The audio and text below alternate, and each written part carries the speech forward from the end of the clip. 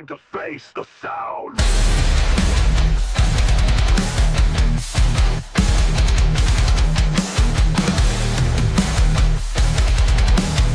This is the doghouse. Time to face the sound.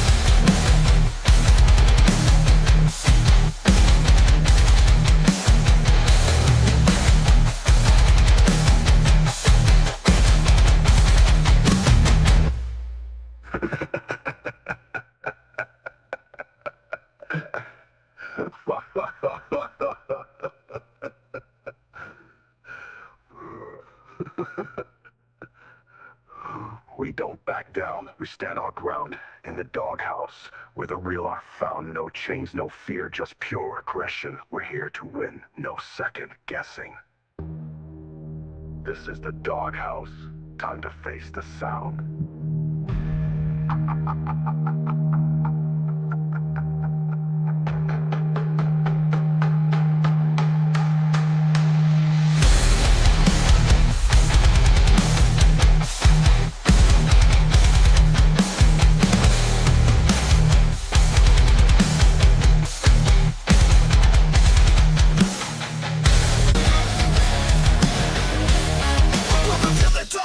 Where the strong survive, we're tearing down the walls, no compromise, no filter, no mercy, just a cold hard truth. We're the ones who bite, and we're waiting for you. Welcome to the doghouse, where the strong survive. We're tearing down the walls, no compromise, no filter, no mercy, just a cold hard truth. We're the ones who bite, and we're waiting for you.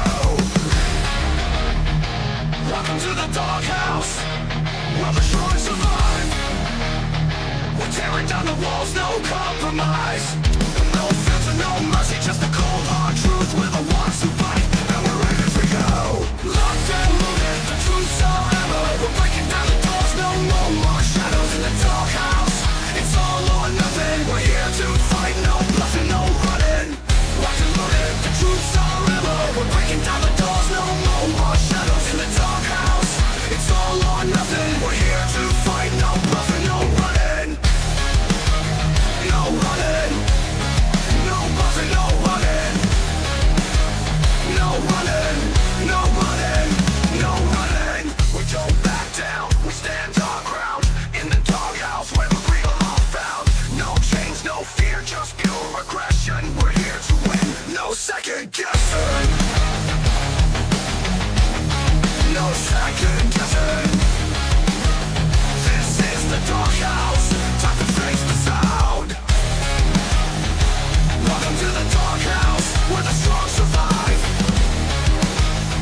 We're tearing down the walls, no compromise, no filter, no mercy, just a cold hard truth. We're the ones who fight, and we're ready for you. When the truth's our ammo, we're breaking down the doors, no more shadows in the doghouse. It's all or nothing, we're here to fight, no bluffing, no running. Locked and loaded, the truth's our ammo. We're breaking down the doors, no more shadows in the doghouse. It's all or nothing, we're here to fight, no bluffing, no running. We don't back down, we stand our ground in the doghouse, where the real are found. No chains, no fear, just pure aggression. We're here to win, no second guessing. No second guessing. This is the doghouse, time to face the sound. Y'all know I don't like to wait around. Y'all expected a 4-minute countdown? Come on now. Y'all know I don't do that. All right, so welcome back, guys. I probably scared some of you guys. You're like, wait a minute, I have 4 minutes left. Yeah, well, I decide when we do the 4 minutes. Welcome into the Doghouse Show, everybody. So we are back with another episode. Some of you guys come back in here. Yotis, what's up? Toxic, what's up, buddy? I ain't seen you in a minute. Welcome in, everybody.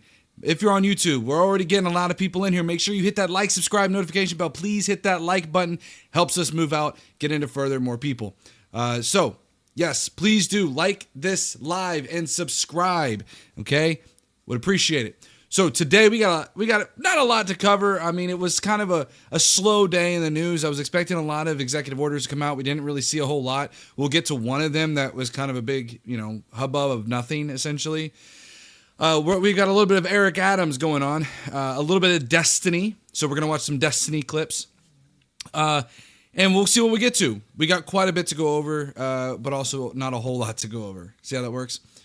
But I hope everybody's been good. But let's go ahead and we'll just dive straight into the first topic, and that's going to be the state of our economy. So right now, what we have is the Trump economy just not doing real well. The Trump economy is honestly an absolute disaster. Donald Trump is doing everything that he possibly can to just completely divert from the promises that he made to bring down prices on day one. In fact, we see here that U.S. retail spending plunged 0.9% in January, according to the Commerce Department. That's the first monthly decline since August. Now, there's some rumors out there as to this being post, Christmas spending. However, like this tweet says, in comparison, retail spending increased 0.7% during Biden's last full month in office. So again, this could be a little bit of post-Christmas slump, but it's not in a very positive direction right now. Further, we have the infamous eggs. Okay, the egg prices that everybody's freaking out about, rightfully so. Eggs are in a whole lot of different things. Okay, one of the things that people need to understand about with eggs is that they are used in a whole lot of products. I tell people this all the time. When you think about inflation, don't think about inflation in a very two-dimensional sense or a one-dimensional sense. Think of inflation as a supply chain issue. Think of all the products that use eggs, right? It could be pancakes. It could be restaurants, whatever. Eggs are a fundamental ingredient in a lot of different foods. Now, some foods don't use the eggs, and that's okay. But when prices of eggs go up, all of those other products go up. And in this case, we see that some Trader Joe's, Costco, Whole Foods, and all these stores are now rationing eggs due to this crisis. So that's pretty interesting. And one thing that we are seeing is that the price of eggs right now have hit a new all-time high. You can see this chart here in January of 2025. It reached a $4.95 high. Now, you're probably wondering, well, look at this one from Joe Biden in January 23. You're absolutely right. I'm not super familiar with what happened around that time. I believe it had something to do with this particular crisis, but it doesn't show any signs of stopping. And in fact, you can see it was starting to increase a little bit under Joe Biden.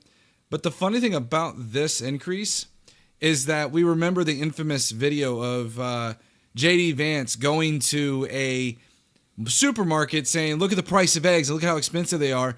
And in that video, you could see in the background eggs that are like $2 a dozen. And he was saying they were $8 a dozen or something along those lines, which is funny because now we're seeing that the average, I don't have it pulled up, but the average price, according to Fox News at least, it was $8 a dozen. So it depends on where you go, but they've certainly gone up high.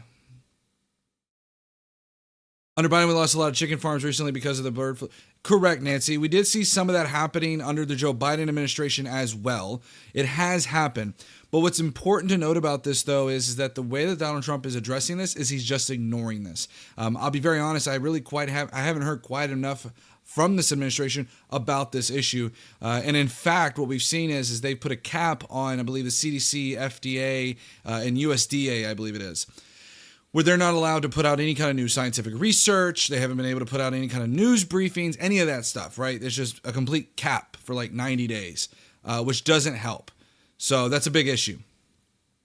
They're on sale in Arizona for $7.99 for 18. That's great, Pepsi Warren.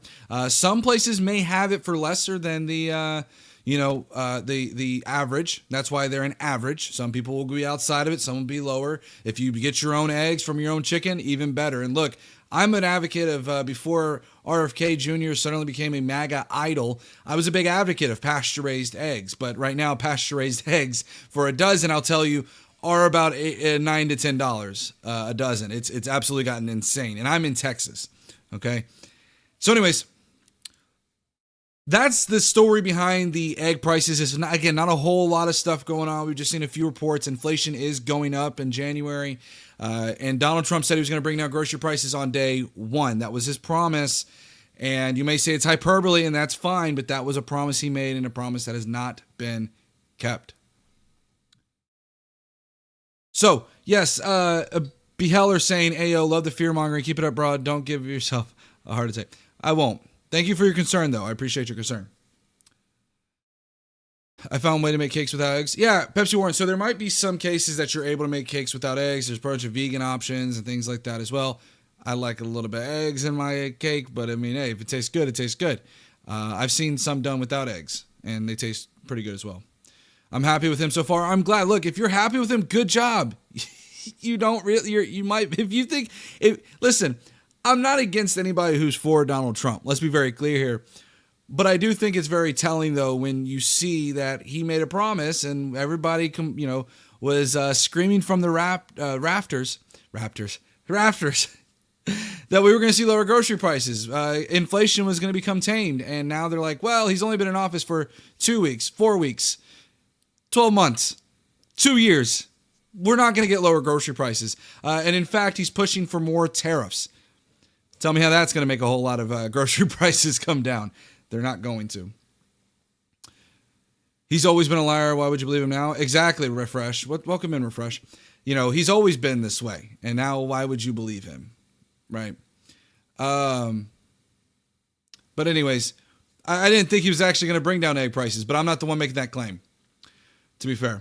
Maybe give him some time to fix 4 years of mistakes. So the 4 years of mistakes, by the way, guys, those were actually, the inflation you saw was heavily in part due to Donald Trump.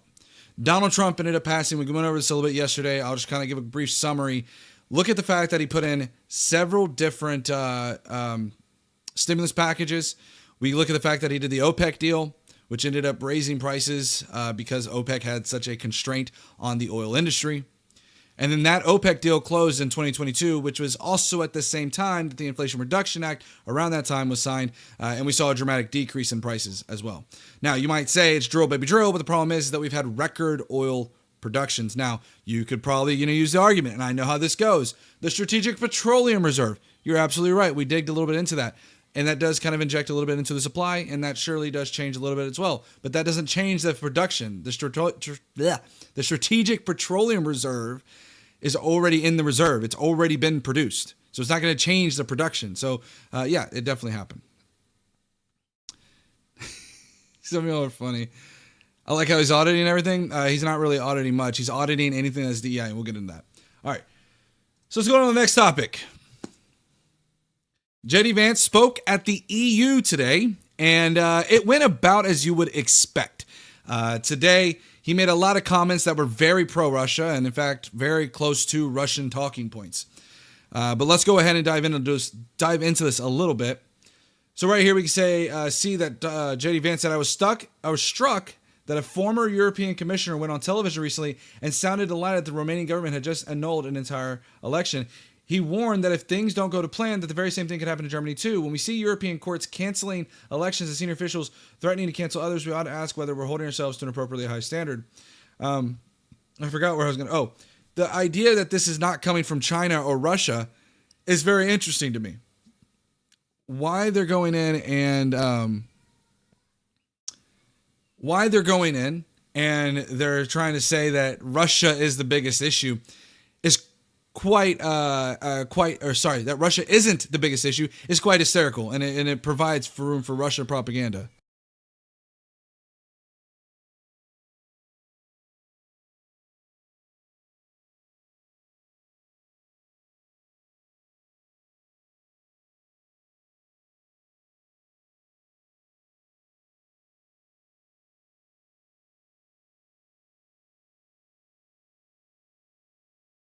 All right. So let's go on to this next topic here. Sorry about that, guys. Had a little bit of lull. You like other press conferences? I don't. Not a huge fan of them. They're a complete disaster, and it's like a propaganda arm of the government. So anyways, we have Vance right here that was saying, you can believe it's wrong for Russia to buy social media advertisements. This is really funny to me. Thank you for that subscription. You can look at this. J.D. Vance said, but if your democracy can be destroyed by a few $100,000 of digital advertising, then it wasn't very strong to begin with. Here's the problem with what he's doing here, is he's completely given an excuse to Russia for what they did, where they were actually going in and providing advertisements to try to interfere with our election. I believe it was 2020 or 2016. So I have an issue with this about, again, this is the Russian apologia, right? What do I call you? The dog, or you got a name? You can call me dog. That's fine. You can call me dog or the dog or doghouse, whatever you want to call me. I really don't care. All right. So, and Cool Dominator say Vance winning the presidency in 2028. The problem is that Donald Trump has already proposed running for a third term in 2028. Jokingly, but halfway serious.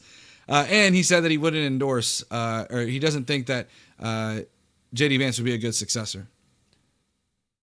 All right.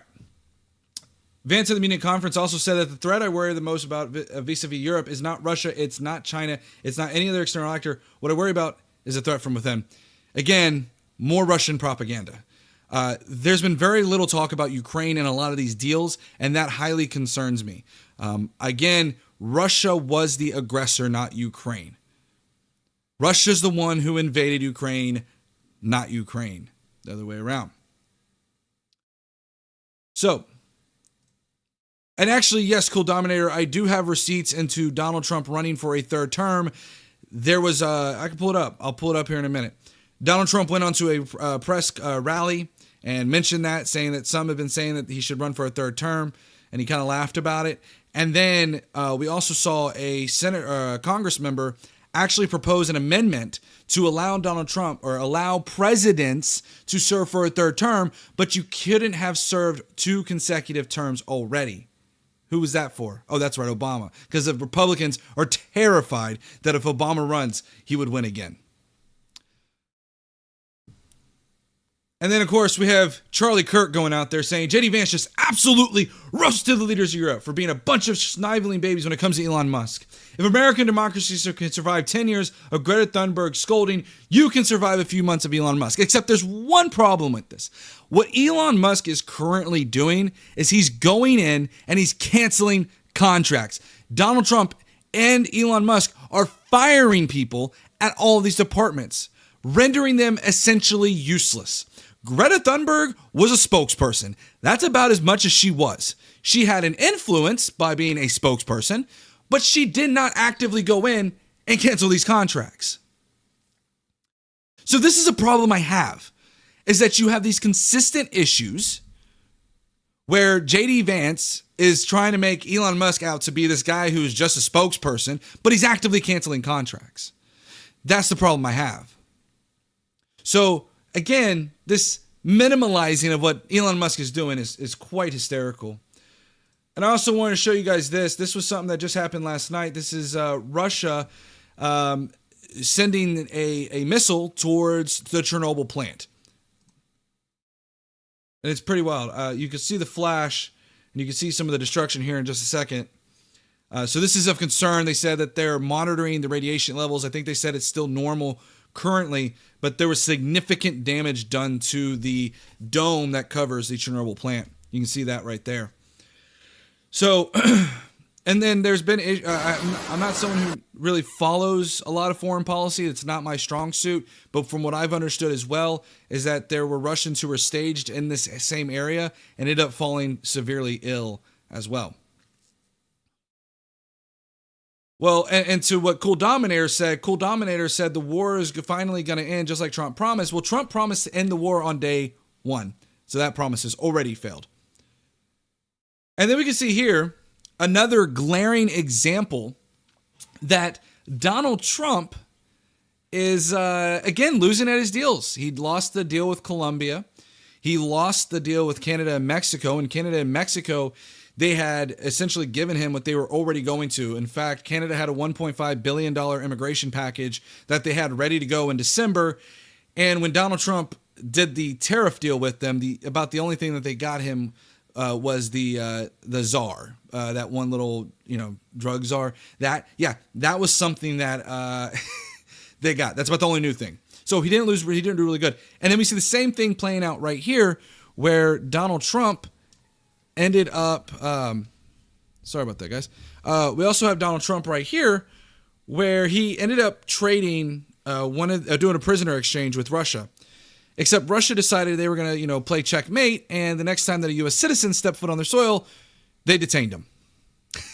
So, as you can see here, Russia has detained another U.S. citizen. Trump's weakness is only emboldening Putin. So Putin did a checkmate. He said, look, I just got another guy back. See how simple that was? So ultimately, we lost that. Liberal support giving $59 million to house illegals while victims in North Carolina sleep in tents. And again, I know Miss Mandy is in this chat, and she's free to talk about this particular issue. We've talked about this a little bit at length. Look, North Carolina is a very, very fluid situation. And I certainly don't want to speak on it with Miss Mandy in here. And what I'm saying that by is because Miss Mandy knows what's going on down there. And there is different levels to this where FEMA has given out on their website. They have said they've given out $2.1 billion to the states to recoup for some of these damages. In terms of the tents, there have been some people living out of tents, but from my understanding, they have also given some housing assistance as well. The $750 that most people saw, I know Miss Mandy, me and you talked about that a little bit. The $750 was supposed to be for immediate assistance, and then an adjuster would come out, look at your house, and then it would go through the insurance or it would go through FEMA if you needed additional assistance. However, I want to keep this in mind, guys. Okay, keep this in mind. Sure, Miss Mandy, you can come in if you'd like. We can talk a little bit about that. I definitely think it's a great segue, and we'll get into that in just a second, okay? But I want to finish up on this note. The other thing that's important to keep in mind on this, though, is that Donald Trump has already suggested letting the states handle FEMA funding. The problem with this is that a lot of red states would be most impacted by this. Now, also keep in mind that Donald Trump wants to get rid of the Department of Education as well. What that would then in turn do is leave the states, the Republican states, to fend for their own, essentially. Would not work real well at all. So yeah, Miss Mandy, you're more than welcome to come in. I don't know if I'm really looking to try to have a conversation tonight about North Carolina, but we can certainly, I want to see, how you're doing on that. If you want to provide me some more detail on that, I'm certainly down as well. So let's see, liberals. It's so sad that liberals cry about the war not ending earlier like Trump ended the war. I'm sorry you don't like lives being saved. War not ending earlier like Trump ended the war. I don't know what you're saying. Trump ended the war. Negotiations are still going on, and Donald Trump promised to have the war ended on day one, and that's not playing out. So we also have this going on while we wait for Ms. Mandy to possibly pop in here. We can talk a little bit about North Carolina and the FEMA response and how she feels about FEMA. Multiple lawmakers here in Munich told me the U.S. congressional delegation presented Zelensky. Hey, Ms. Hey, can you hear me? Yes, I can hear you. Here, let me go over. Let me finish wrapping up this quick segment. And I'll jump in. It'll be like I'm 2 sorry. seconds. No, you're good. You're good. Okay. So one of the things about it is multiple lawmakers here in Munich told me the U.S. congressional delegation presented Zelensky with a piece of paper they wanted him to sign, which would grant the U.S. rights to 50% of Ukraine's future mineral reserves. And Zelensky politely declined. Now, this is all rumor. We do not know if this is actually true or not. But what I can say is that this wouldn't be too far out of the realm because they've already shown interest in Greenland's mineral rights as well. So all in all, what we can take from this is that Ukraine and Russia right now, Donald Trump is doing a lot of negotiations with them. And what I think we're seeing is honestly a little bit of pro-Russian propaganda going on. And we're seeing a lot of a pro-Russian side of these agreements. We'll see what happens. But for now, it looks like Donald Trump and J.D. Vance are really coming at this on being more on the Russian side than they are on the Ukraine side. All right. Welcome, Miss Mandy. Let's talk a little bit about North Carolina. I wanted to wrap up that segment because I'm working on it. I'm trying to think about when I'm doing these lives that I'm actually like preparing videos. So I try to wrap up those segments. Good for you. Yeah, I'm trying to think about it. Tron told me to do better at it, and I have to do better at it. So. Good for Tron. Well, here's the thing. They gave us 750. I'm sorry, I had dental work done today. Oh no, They gave you us okay? 750. Yeah, I'm good. I just had a root canal done, so Oh, no fun. I'm Okay. a little numb. So forgive me.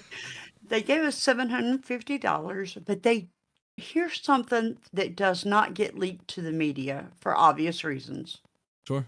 They gave us $750, but they gave us 30 days in a hotel room. Yeah, 30 days.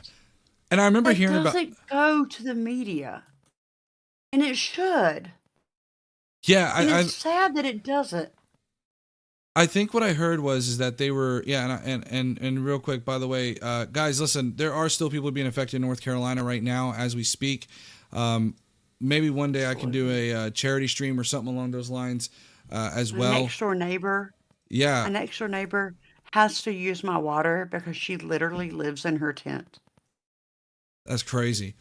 Literally. that's crazy. And I'll tell you what, that this is the sad effect is that sometimes it gets a lot of news coverage immediately, in the immediate aftermath of disaster. But then guess what? After the disaster is over with, a lot of people end up packing up and leaving, and they go on to the next news story. Meanwhile, Yeah, that community is still absolutely. reeling. And I think North Carolina, Especially during election time, it's all about like the Democrats versus the Republicans, and that's very sad. it I'm absolutely sorry, my is. tongue is very numb. It's okay. I'm You're sorry. okay. I completely understand. Um, But it's very sad, and that's not a way we should be. We should be Americans for Americans, not Democrats versus Republicans. That's so sad.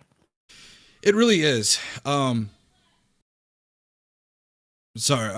It really is. And one thing I'll say is this: is that I think that when it comes down to, you know, the FEMA funding, I Yeah. think it's what I've heard something about the $30 or the 30 days, and this was a big Yeah. issue because there was a little bit of a lapse where people were getting denied, and allegedly they fixed it. Now I don't know if they did or didn't, but Can I still, interrupt you? I don't believe that.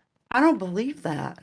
yeah, I think that is people that didn't apply or didn't have Wi-Fi to apply. sure, yeah, and I Because know, as soon as I applied, I got approved within 1 day. yeah, and that's what I'm saying. I mean, And I didn't have Wi-Fi to get the approval. So as soon as I got my Wi-Fi back, I got approval as soon as I was able to get my email. Which I told that's you, good. like, I got my Wi-Fi, I got my approval. That's good. Yeah, and I think that's the biggest issue is when these tragedies happen. I know that in the immediate aftermath, we saw where, it's so difficult because I am obviously a political channel, and so one of the things I do is I do talk about politics, and I try telling people, generally speaking, that what you do see in one particular area may not be the true same for everything. For example, Yeah, I'm not saying sure. this is your case, by the way. I'm not saying that because your lived experience is 110,000% valid, by the way. But one of the Yeah, I things I got remember you. seeing is like, for example, in Florida, FEMA was passing up some Trump houses. But to be clear, it was one group, and FEMA immediately Mhm. came out and said that's not okay. That is not condoned, and we fired them, which is good. That's the Yeah, appropriate absolutely. That response. was horrible. They were passing up houses with Trump signs in the yard. And that What person's the F is rationale, up with that? yeah, that person's rationale was that Hmm. the threats that they were receiving in North Carolina was one of the reasons why they were doing that. Now they shouldn't have done that. Period. No, they What shouldn't have. That was exactly? Unless horrible they've to do. actually received it themselves, then that's just wrong. And I think you would find every single Democrat at least falling in line with that as well. I think it's pretty I don't crazy. think I would. I You don't think I would because Democrats are very money based. No offense, no, it's okay. Doghouse. No, Please you're don't good. take offense to that. No, no, no, But no. they are very money, money, money, money, money. And I just find that very offensive. Completely understand. And I think the one thing for me is when I look at the response is Donald Trump Hmm. has mentioned he wants to bring FEMA. Let me ask you this. When it comes to Hmm. Donald Trump's proposal to bring FEMA funding down to the states, where do you stand on that? Like, how do you feel about that having No, gone I to the do Senate? not agree with that at Okay. all. I do not agree with that at all. FEMA needs to stay very, very, very funded because what if I would have needed, in fact, I did need to take that 30-day, I'm going to cry, sorry. You're okay. I needed to take that 30-day funding. I needed to go in that hotel. It was the lowest of the low hotel, and it was a crack hotel, and it was really bad. They didn't accept pets, and my dog is my everything. I hope you understand that. And No, for sure. my dog is my best friend, so he goes where I go, or I don't go. Absolutely. What kind of dog do you have? If you don't mind me asking. No, he's a snoodle. He's a snouter. He's a snoot. He is a poodle schnauzer mix. I'll get it out in a minute. It's a schnauzer poodle mix, and he is my best friend in the whole wide world. He really is. I But he's believe it. 17 years old, and so where he goes, I go. Yeah, that's crazy. And again, I think one of the biggest issues that I have with this new administration, at least, is that I feel Mhm. like anytime there's a problem, it could be one problem of, it could be 99% effective and one problem. They want to throw the baby out with the bathwater. They want to throw the entire administration Yeah, out. absolutely. And I think that these are things that you're mentioning that are completely valid. These are things that Mhm. your lived experience is going through that, you bring up good points about pets. I don't know how FEMA's pet policy is, but this is something that I could totally see happening where they may, in good intentions, try to put people into these Mhm. particular these apartments, whatever, but they're usually, like you said, the rundown ones, and they don't take pets, and those are things that are oversights. And I think those things should be reformed. So again, and listen, guys, in the chat, I want you to be respectful for Miss Mandy. Okay, I will not tolerate Talking about any. my dog, Simi, really? I'm trying Yeah, you out. I'm sorry, you're a yeah, that's okay. jerk. Yeah, absolutely. I have zero tolerance for disrespect, especially for Miss Mandy. Miss Mandy does a lot for this stream, and I have massive respect for I'm her. his producer, just so you guys know. Absolutely, she's a great producer too, by the Sorry, way. I didn't mean to like No, fault myself or you're anything, but okay. Absolutely, and shout out to Miss Mandy, guys. Go and give her a follow, give her you a don't have to do subscription. that. Stop, Do it, stop, do stop, it. stop, stop. Uh, but no, Miss Man, like I said, I feel for you because I have a big heart. One of the things I do in my local neighborhood, even though I'm a Democrat, and most people would sit there and say a Democrat that Even goes though to you're a church. Democrat, don't say that like you don't have a heart. Stop, I know stop. most Like, Democrats don't really go to church, but something that I'm big on is the it's community. not true. Well, That's not true. most Democrats will not the I'm trying to think of the word, the stereotype that people think or paint Democrats as is that they don't go to church. And I'm someone who grew up in a church my entire life, went to a Christian private school, for crying out loud. For you. So I know all that there is to know, and I'm in the Bible Belt South. So, well, not Bible Belt, Yeah, but I'm me in the too. South, and so we do a lot with Southern Baptist. So I've seen my fair share of like brimstone and fire. But anyways, point of what I'm trying to say is that I'm big on community. And I think for me, seeing people being, affected in North Carolina, if I had the means, if I didn't have a full-time job, which, look, guys, just saying, okay, this is my grifting point here where I'm saying, look, I'm trying to work on making YouTube a actual full-time job. I would love to be able to go out to those communities It's and be able to help hard. out those people however I can. And even then, being able to do like maybe a charity drive or something like that as well. But I want to bring light to these situations because I know, Miss Mandy, you were affected directly. So Yeah, we need a new, what you call it? Oh my gosh, I'm so tired. feel free to We need get a if new you need to go roof, get some rest. but Go it's get you going some to cost rest. thousands of dollars, and our insurance told us no, and it's so upsetting. And $750 is not going to cover that. Of course, So, that's stressful. absolutely. And I I'm trying to again, pull up the email from sure, FEMA that says that we're getting 30 days in a hotel. gotcha. Yeah, I I think got it that if you want to see it. If you don't, that's fine. I mean, But I believe you. I mean, unless there's something in there that's like groundbreaking or anything like that, then maybe. But no, it just says you've been approved for 30 days good, in a hotel. But because that's something they didn't go out over the media. That's something that they just did that is huge right, because they didn't feel like they needed to announce it. And I think right, that's great, really. absolutely. No, and I appreciate it. What? Okay. I don't know. I got distracted. Somebody in chat's over here. I don't know. Something No, I about see streaming on them. YouTube Shorts. It just gets kind of crazy, and it's like I don't know what's going on with it, but Thank I'll you for take. everybody in YouTube. Please hit the like button, Yes. subscribe, Yeah. Please hit that because like, as subscribe, a notification bell. It gets us out to more people. Yeah. But Miss Manny, listen, it's been great talking with you. I hope you get to feeling better. thank you so You sound a little much. tired, and I definitely if there's No, anything, I like this. This numbing in my mouth is getting to me, so I'm going to bed. there you go. You do that, and if you need anything, you can always reach out to me. All right, thanks, hon. Bye. All right. Bye bye. All right, guys. So that's Miss Mandy for y'all guys. Yo, go give her a big shout out and go give Miss Mandy a huge follow as well. She's awesome. She's a producer for the show. Are you really crazy to elected Trump? NBZH and Twitch. By the way, I did not vote for Trump. I shamefully voted for Trump in 16 and 20.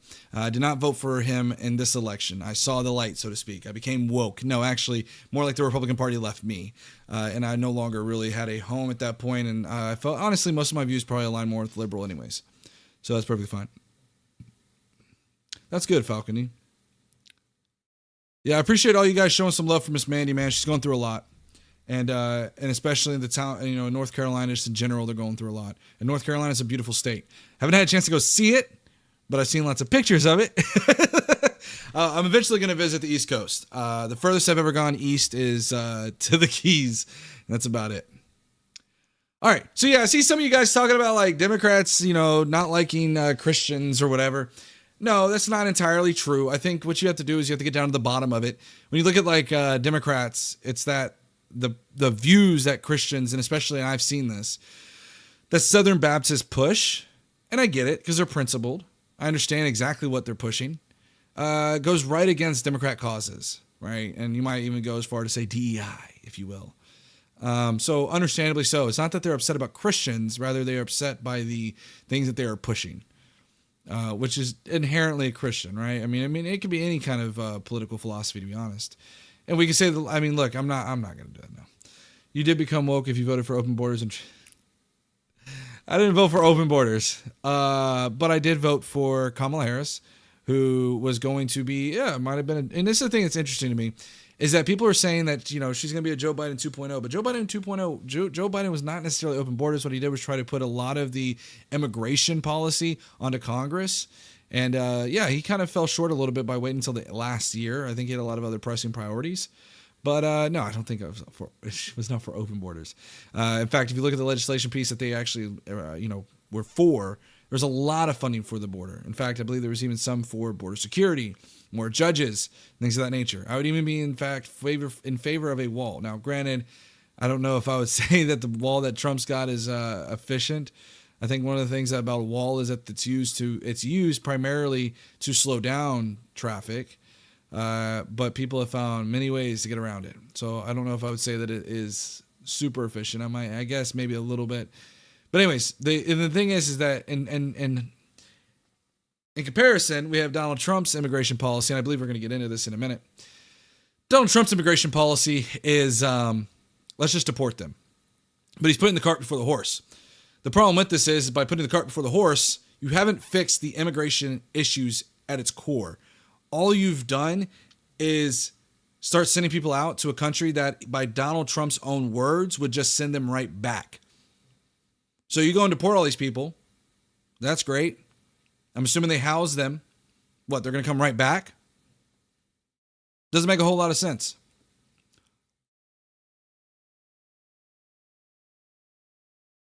Got shield the left when you stream on YouTube, am I right? Shield the left. There is more money to be made on the right, objectively. And I know this for a fact. Okay?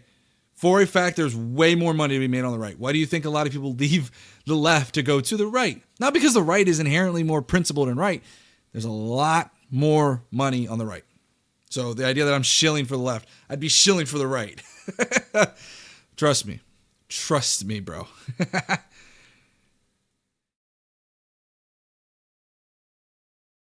No, Landon, this is actually really great. And I don't know if you're referring to Democrat or Republican, but I think you're referring to Republicans, and you're 110% right. My favorite part of the Bible are teachings of Jesus. It's really hard to watch a bunch of people parade under the Christian banner to unanimously walk away from the teachings of Christ. And I think I don't want to get into a whole big old religious spiel. That's not my agenda today, and I really want to go over a few other stories here soon. The big issue with this is that a lot of what I'm seeing coming from the right now are Sunday morning Christians. And what I mean by those are people who come in to go to church on Sunday, get their feel good in, say the hallelujahs, leave church, and then go right back to their sinning ways, if you will, right? Their anti-biblical teachings, right? They go back to that principle. And I have an issue with that. I have a deep issue with that because, again, you're just using Christ as a kind of little trophy that you take off the shelf and try to show people when it's convenient for you, and you put them right back on the shelf. I have an issue with that. And a lot of their behaviors, if I'm being quite frank with you, are not very Christ-like. They're very much against that. So anyways, let's go ahead and jump into this. I want to continue these stories. Next thing we're going to talk about is the good old Eric Adams. Okay.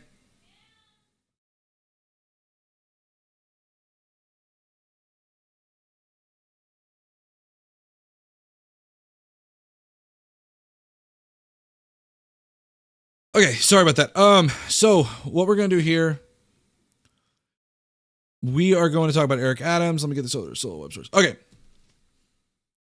So as many of you have heard, Eric Adams is now facing the chance of losing these criminal charges. Let me rewind that. As we can see, let me get the intro down. I gotta get the intro down. I gotta go boom. Okay, here we go. Ready? Eric Adams is possibly going to have his charges dropped, and they've actually, I stand corrected, they have dropped. As of tonight, they have officially filed for the judge to dismiss these charges. And let's talk about the story on where all of these went. So one of the big things is that this started off on February 10th, just 4 days ago. What happened was the DOJ, Trump's DOJ, and I believe it was Emil Bove, Mr. Bove, who worked under Donald Trump's defensive team during his criminal trials. Keep that in mind. Remember, when we talk about Trump's DOJ being filled with his people, they're being filled with his people. Mr. Bove represented Donald Trump. And here's the memorandum. And I'm not going to read all of this first paragraph. It's just basically standard boilerplate stuff. We're going to get down to the reasons for the dismissal of charges, and this is the key issue at hand. First, the timing of these charges. The timing of the charges and more recent public actions by the former U.S. attorney responsible for initiating the case have threatened the integrity of the proceedings, including by increasing prejudicial pretrial publicity that risks impacting potential witnesses and the jury pool. It cannot be ignored that Mayor Adams criticized the prior administration's immigration policies before the charges were filed, and the former U.S. attorney's public actions created appearances of impropriety that implicate the concerns raised in Attorney General's February 5th memorandum regarding blah, blah, blah, blah, blah, as Executive Order 14.14.7, entitled Ending the Weaponization of the Federal Government, which is interesting because they're doing that to go after, I believe it was Letitia James. So yeah, very interesting because the DOJ is doing the same thing.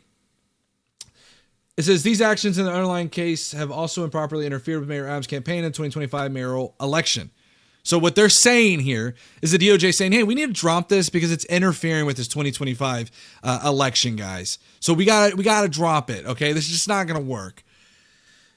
Here's the crazy part. Second, the pending prosecution has unduly restricted Mayor Adams' ability to devote full attention and resources to the illegal immigration and violent crime that escalated under the policies of the prior administration. We are particularly concerned about the impact of the prosecution of Mayor Adams' ability to support critical ongoing federal efforts to protect the American people from disastrous effects of lawful mass migration and resettlement. This is the executive order. Accomplishing the immigration objectives established by President Trump and the Attorney General is every bit as important, if not more so, as the objectives that the prior administration pursued by releasing violent criminals such as Victor Bout. Accordingly, based on the additional concerns that are distinct from the weaponization problems, dismissal without prejudice is also necessary at this time. Guys, this is what you may not call it criminal quid pro quo, but it is at minimum, colloquially, a quid pro quo. They are saying, look, we need Mayor Adams to enforce our immigration policy, and so because of that, we need his charges dismissed. And we need them dismissed without prejudice. What's without prejudice? Without prejudice means that they can still charge him after the charges are dropped. Well, this caused a lot of an uproar in the DOJ offices. And this was the resignation letter for Hagen Scotton to Mr. Bove. I have received correspondence indicating that I refuse your order to move to dismiss the indictment against Eric Adams without prejudice. Subject to, keep in mind, we lost, there was a ton of DOJ people who ended up resigning because of this issue. They're like, look, I'm not going to get involved in this. This is what looks to be patently a quid pro quo. Not going to stand on this. I'm like, yeah, I'm gone. I've received correspondence indicating that I refused your order to move to dismiss the indictment against Eric Adams without prejudice, subject to certain conditions, including the express possibility of reinstatement of the indictment. That is not exactly correct. The U.S. Attorney Danielle Sassoon never asked me to file such a motion, and I therefore never had an opportunity to refuse. But I am entirely in agreement with her decision not to do so, for the reasons stated in her letter to the Attorney General. Now, we didn't cover that letter. I certainly can, but it's quite lengthy. But it's very similar to this letter. In short, the first justification for the motion that Damian Williams' role in the case somehow tainted a valid indictment, supported by ample evidence and pursued under 4 different U.S. attorneys, is so weak as to be transparently pretextual. The second justification is even worse. No system of ordered liberty can allow the government to use the carrot of dismissing charges or the stick of threatening to bring them again, the without prejudice, to induce an elected official to support its policy objectives. So this sentence is very important. For anybody unaware, this sentence is very important. By the way, I am not an attorney, so none of this is legal advice, clearly. Because the second justification we just read was the idea that they need to enforce this immigration policy, and so they kind of need Mayor Adams to not be charged, right? Or convicted, or at least. So the second, and that's why he's saying is that they cannot use the carrot of dismissing charges or the without prejudice of bringing them back for sake of enforcing their policy. Furthermore, there is a tradition in public service of resigning in a last-ditch effort to head off a serious mistake. In other words, what he's saying here is there is a history of DOJ justices going in, or DOJ attorneys resigning to try to stem off these mistakes, hoping that when the next person comes in, they won't do it. Some will view the mistake you are committing here in the light of the generally negative views of the new administration. In other words, people saying, hey, you're only resigning because you are, a Biden nominee or something along those lines. I do not share those views. I can even understand how a chief executive whose background is in business and politics might see the contemplated dismissal with leverage as a good, if distasteful, deal. In other words, again, saying, hey, look, I get it. You think it's a good deal. Like, hey, look, we're going to charge you if you don't. It's kind of like a little bit of a mob boss thing going on. But any assistant U.S. attorney would know that our laws and traditions do not allow using the prosecutorial power to influence other citizens, much less elected officials, in this way. If no lawyer within earshot of the president is willing to give him that advice, then I expect you will eventually find someone who is enough of a fool or enough of a coward. Wow, deep words. To file your motion, but it was never going to be me. Please consider this my resignation. It has been an honor to serve as a prosecutor in the Southern District of New York. So, they ended up leaving. And later on in the evening, we just found out that they did go through. There was one attorney that said, fine. Because they were already being, the thing about the background of this is they were saying that they were going to be terminated if they did not go through with doing this. It's insane. It's insane. Now, let's go ahead and look at the Tom Holman interview. Before I do that, I want to get to chat real quick and see what some of y'all have been saying in chat. So I think it's important to now let your viewers know as to exactly when we should expect you to be streaming Metal Gear Solid 3. Yo, Dash X, I'm not going to be streaming Metal Gear Solid. And I don't know if that's a reference to like Destiny or anything like that. But I'm not going to be streaming Metal Gear Solid. No video games. I used to do video game streaming a long time ago. Not going to do it anymore. Being gaslit much and take the entire world in America. Diane Roberts, apples and oranges. Their stay illegal, even if they are. Let me see. Well, it has been. Oops. So I guess apples and oranges are not as I look at it. Okay. Here we go. Let's go ahead and watch this. This is Tom Homan and Mayor Eric Adams interview. We're going to kind of react to this. It's a little bit lengthy, so I'm going to try to speed this one up because I do want to get to another video. Okay. Oops. Trying to make sure I got my audio up here for you guys. All right. Very busy week for New York City Mayor Eric Adams. The Department of Justice earlier this week dropped corruption charges against him. And yesterday, he met with border czar Tom Homan about the next steps in fighting New York City's migrant crisis. That, and Tom could speak for himself, I think he had a real level of frustration, and he was trying to figure out, hey, what's going on, Eric? What is happening? By the way, I just think the scene where you have Tom Homan and Eric Adams sitting down at the same chair it's kind of like, Eric Adams, blink if you're okay. It's kind of like a weird thing that they're doing. But anyways. And we were able to get in the room and really articulate what are my powers, what are my authorities, and what are some of the things that we need to legislatively address that is preventing us from doing what we want to do, and that is getting dangerous people off our streets. Right. And Tom Homan, as you know, Mayor, a couple days ago said he was angry at you in New York City because it sounds like last time you guys got together. Keep in mind, he's upset about these criminals. Tom Homan has already been on record stating that he views anybody who crossed the border illegally as a criminal. So don't be gaslit into believing that criminals to them is, these violent criminals. To Tom Homan, anybody who crossed that border illegally does not matter if they had an asylum claim or any of that. In fact, we've already seen them not care if it was birthright citizenship. Tom Homan wants them gone. Over at Gracie Mansion, you probably said some stuff. Maybe we'd like to do this and that. And I think Mr. Homan, and Tom, you could start with this. You were frustrated that he wasn't doing enough. He wasn't keeping up his end of the deal. Well, look, I've been on that network for 4 years, and I've called the mayor out many times for not stepping up when it comes to public safety threats. But I tell you, when I sat down with him, I saw the cop in him. And he really does want to do the right thing because he is a cop. He's a lifelong cop. When I sat down with him, I saw the cop in him. When you sat down with him, when was that, Tom Homan? And what was that to discuss? Maybe we ought to investigate what that discussion was about. So he wants to help. Keep in mind, this is coming from the same Tom Homan, and you can kind of see Eric Adams' face here. Tom Homan has said that he is going to arrest mayors if they get in the way, arrest governors if they get in the way for harboring a fugitive. Take public safety threats off the street in New York, make New York safer. He also wants to help find these missing children. We got 300,000 missing children. That many of them are here in the city. We know that. We got to find them. And we'll be working with his intelligence division, his officers, to save these children, because many of these children are in forced sex trafficking, many are in forced labor. We need to save them. And I think everybody can agree to that. I don't care what side of the political spectrum you're on. Yeah, and, people want to hijack this narrative and turn it into a political narrative where we're saying we need to have public safety. I requested the meeting. I reached out to his team and said, we want to sit down. This has been an issue I was talking about before the election. Spring of 2022. You look at these quotes over and over again. We need to go after these dangerous people on our street. And now I have someone that understands. Dangerous people in your street doesn't always refer to necessarily. New York City has been known to be crime ridden. It doesn't always refer to undocumented immigrants. This is the kind of politician coming out in it.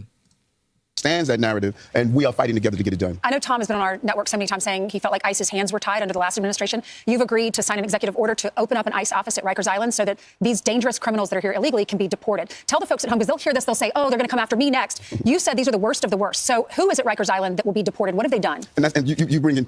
I believe, isn't Rikers Island just like the standard jail? It isn't always inherently the worst of the worst. I have to look into that again, but I'm pretty certain Rikers Island is not like the way that they're painting it. It is bad. It has gotten the name Rikers Island because it is a inherently bad jail, but I believe it's more than just it's not just violent criminals. 2 points where the far left has hijacked this narrative. ICE is running in our schools. ICE is running in our churches. ICE is running into schools and churches. Now, they haven't done, well, let me correct that. They haven't done so quite yet. There's been suggestion and rumors that they have met people outside of churches, that they have boarded school buses. Now, ICE has pushed back on that, saying that they did not do that, but that is something that they've gone over. Yeah, no, Texas Repo, Rikers Island is bad. I'm not disagreeing with that. I know it's become inherently a bad place, but it doesn't inherently mean that there's violent criminals through that entire jail. You could have someone that's a lower level of custody offender that's there. That's what I'm trying to get at. And they are creating this frenzy. They're not in the business. Yo, Department of Education, how can I donate to you, my guy? There should be a donation link for Streamlabs. Here, let me see if I can put it in the chat for you guys. If you like to donate, I really appreciate that, Department of Education. Let me go ahead and pull that up. I should have it here. Give me 1 second. Might have to go to YouTube. Should be in the description. Yeah, I have Cash App, Venmo, and PayPal via Streamlabs. So you'll see all three of those in the description. Just look at the description. I don't know if it'll go through. If you want it to be popping up on the screen, you'd have to donate through Streamlabs. So if that's what you want to pop up. If you want to do Cash App or Venmo, it's down there as well. Yep. All right, let's go back to this. Of just grabbing children. And we need to just stop all this noise.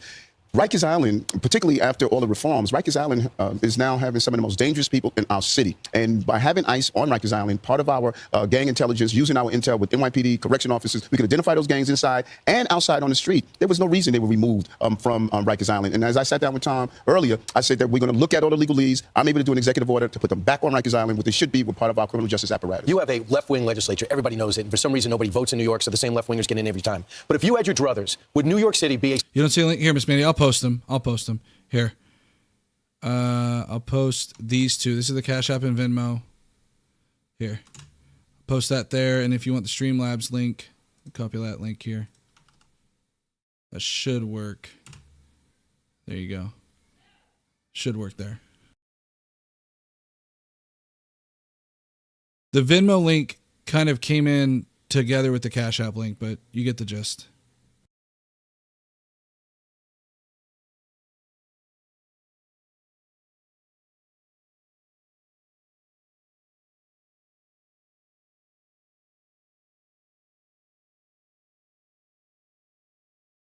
It won't let me do the Streamlabs link because it's too big. So, let me see here.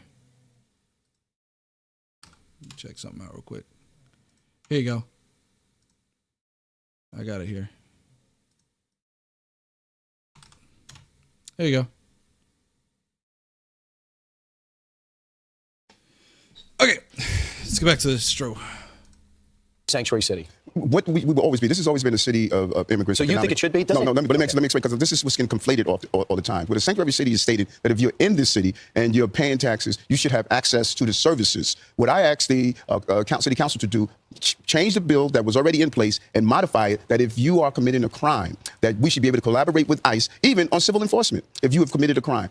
Yeah, and I think what this is I think this is 287G, which allows NYPD to enforce immigration laws, essentially. Which, again, I have a bit of an issue with this because New York City has a history of stop and frisk.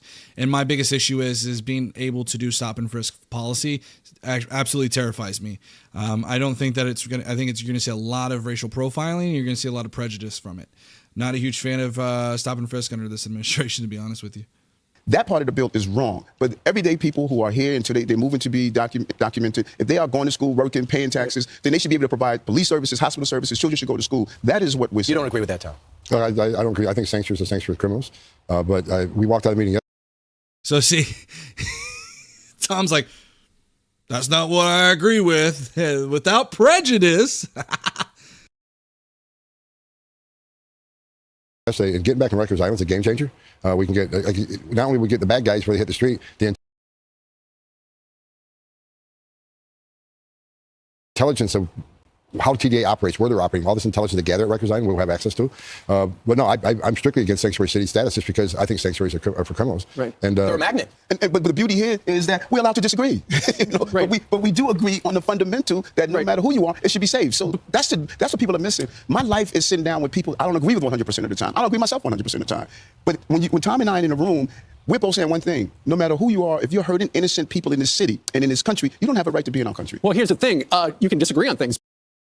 The problem here, though, is I think Tom is honestly, the problem is Texas Repo is that, so this is kind of a weird conundrum that I think is happening.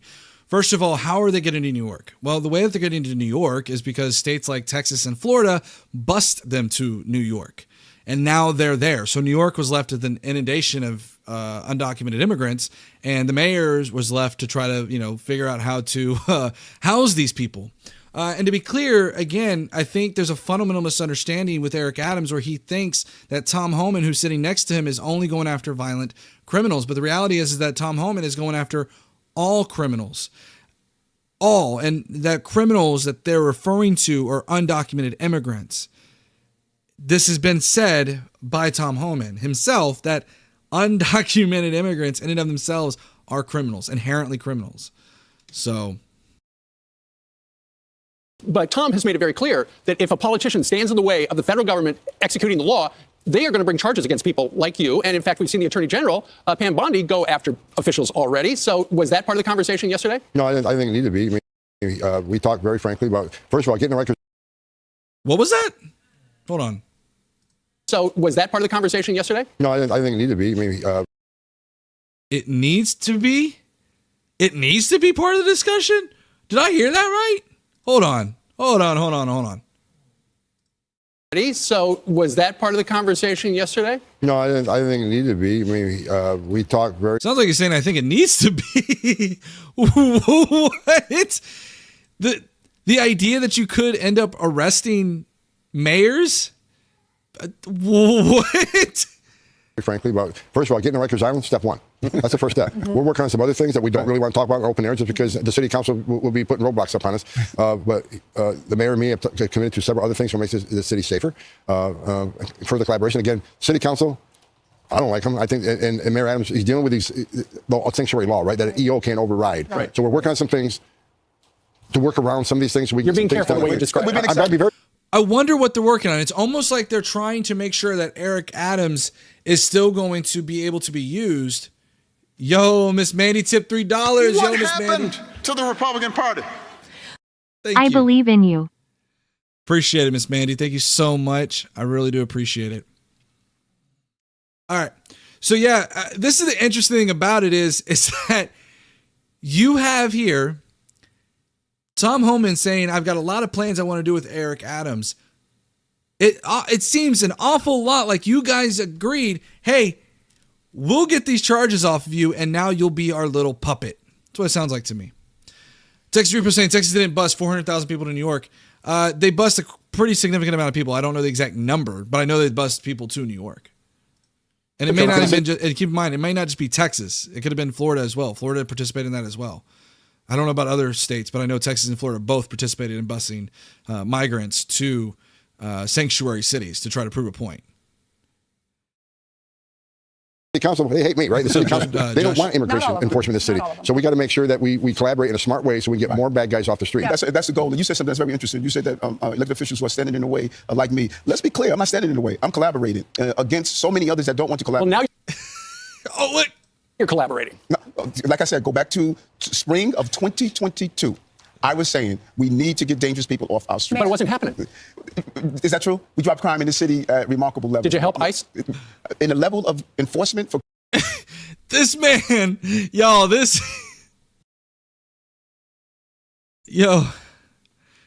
man is sitting here. He's being roasted, and that should speak volumes.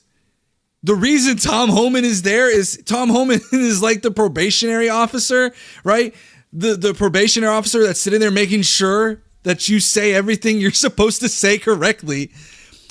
This is wild to watch. It's also hard to watch.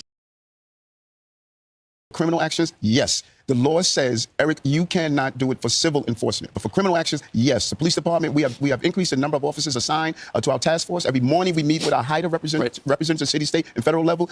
Public safety, number one. I've always pursued this. Everyone knows that's Now, what Mr. I Mayor, stand. what is City Council, what are they saying about you wanting to change the wording where we could go after the illegals, even if they're paying taxes, if they commit a crime? Because I saw Vicky Palladino, I know she's a New York City Councilwoman, she's a Republican, and then Robert Holden is a moderate Democrat. Both of them, if you were to talk to them about that change, they would tell you we agree with Eric. Okay. But the overwhelming number of council members who have made it clear that they're not going to modify that law. I don't Why? have. What is their reason? Why would they protect the criminal? Well, I think. Okay, so Deborah mentioned George Soros has fundings on that corner of the world for DAs, plural, including Letitia. If your issue, I don't know if you hold this stance, but what I will say is this.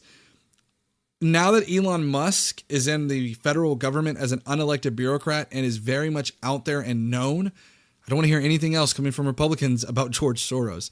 It just seems a little bit shallow. If that's not your stance, Deborah, by all means, I don't want to put that stance on you.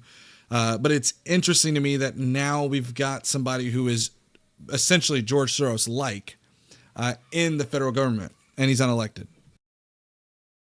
You look at many of the policies that I put in place, put in my anti-gun union, 20,000 guns removed off the street, putting 1,000 cops back in the subway system to bring down crime. All of these initiatives that I do around public safety, it's a constant fight with them because I think many people are articulating their personal reasons and not fulfilling that the city has. 78% of New Yorkers stand with me, stand with what Tom is doing about getting these dangerous individuals. But the problem is we don't know they're dangerous till they kill. Like that guy that put this woman on fire because she fell asleep on the subway. He didn't have a criminal, he didn't have a record, but after he lit up the women on fire, now he's a problem. He didn't belong here. Same thing with Laken Riley's killer, who was housed here, went to Georgia and killed. They love to tout these people's names, even though they themselves couldn't be able. I do this all the time, by the way. If you're a liberal in chat, do this. Sneak peek, and this would behoove any conservative as well. I'm going to give you a little sneak peek into our arguments here.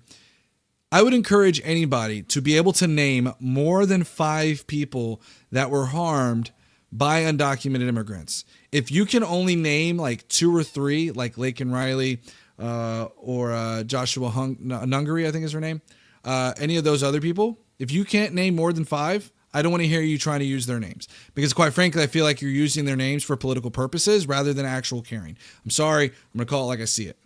But this is a good thing for you conservatives, because now you know the argument that I'm going to make. So go out there and research and actually support these people outside of the just 2 or 3 people that you may have heard like this on Fox News.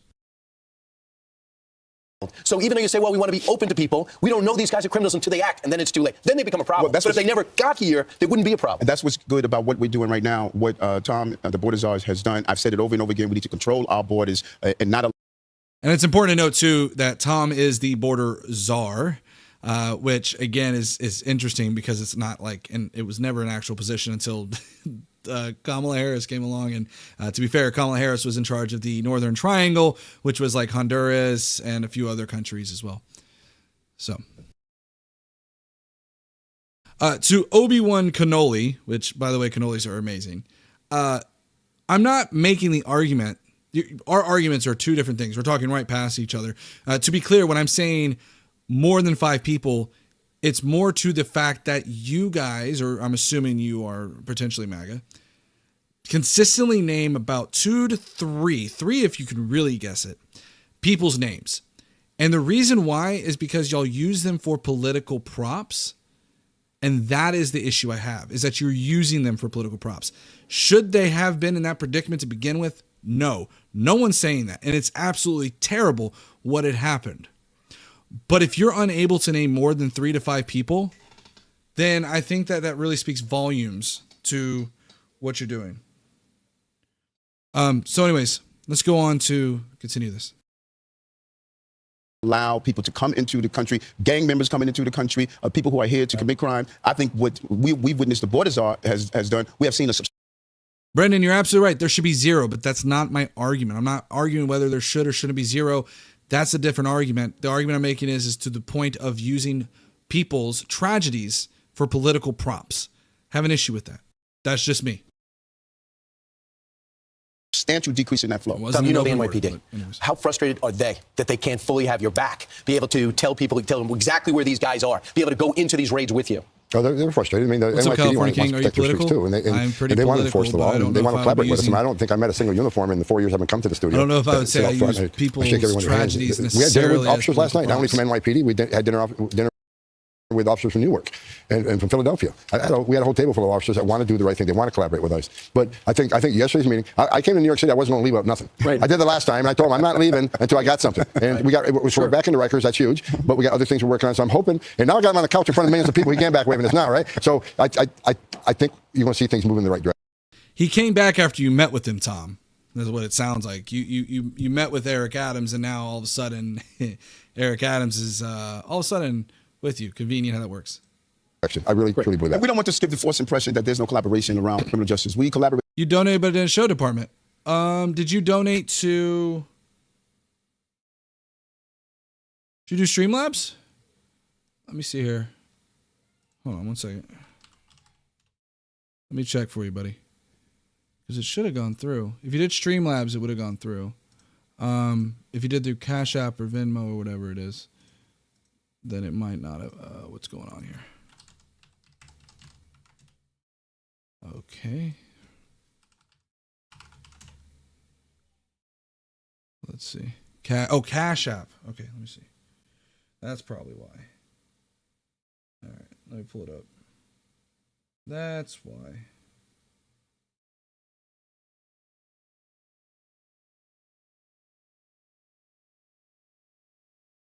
That's why I said you have to do it through Streamlabs in order for it to pop up.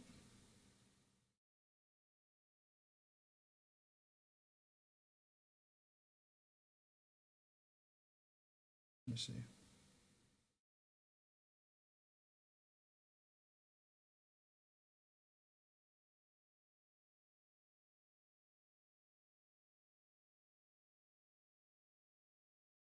Let me see something.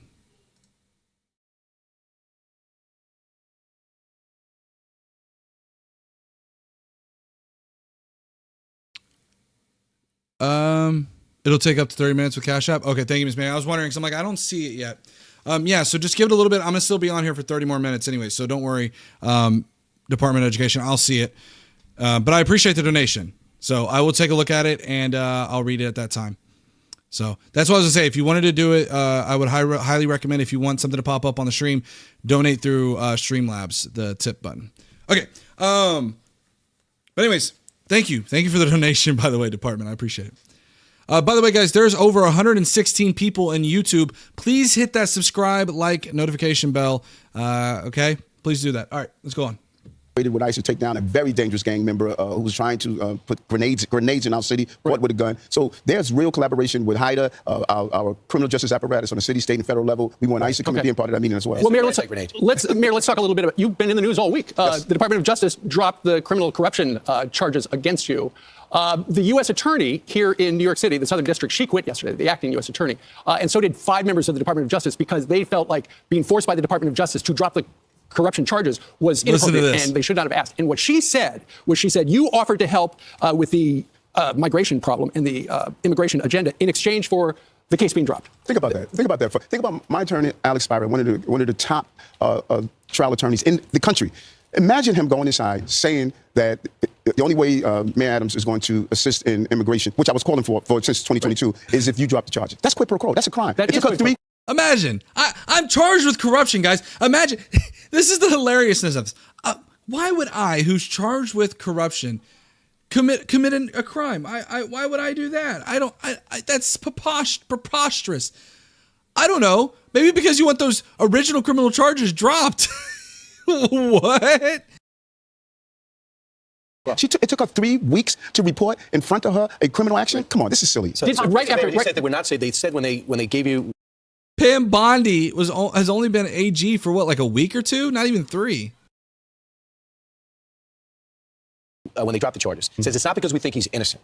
It says we think that it affects elections. It's going to affect his re-election, and we think that was wrong. I'm sorry, who's when the Department of Justice dropped the charges, they said it's not because they think the charges were unjust or that you're innocent, but they were doing it because with the charges that they feel affected an election. No, go deeper into what they wrote. They articulated.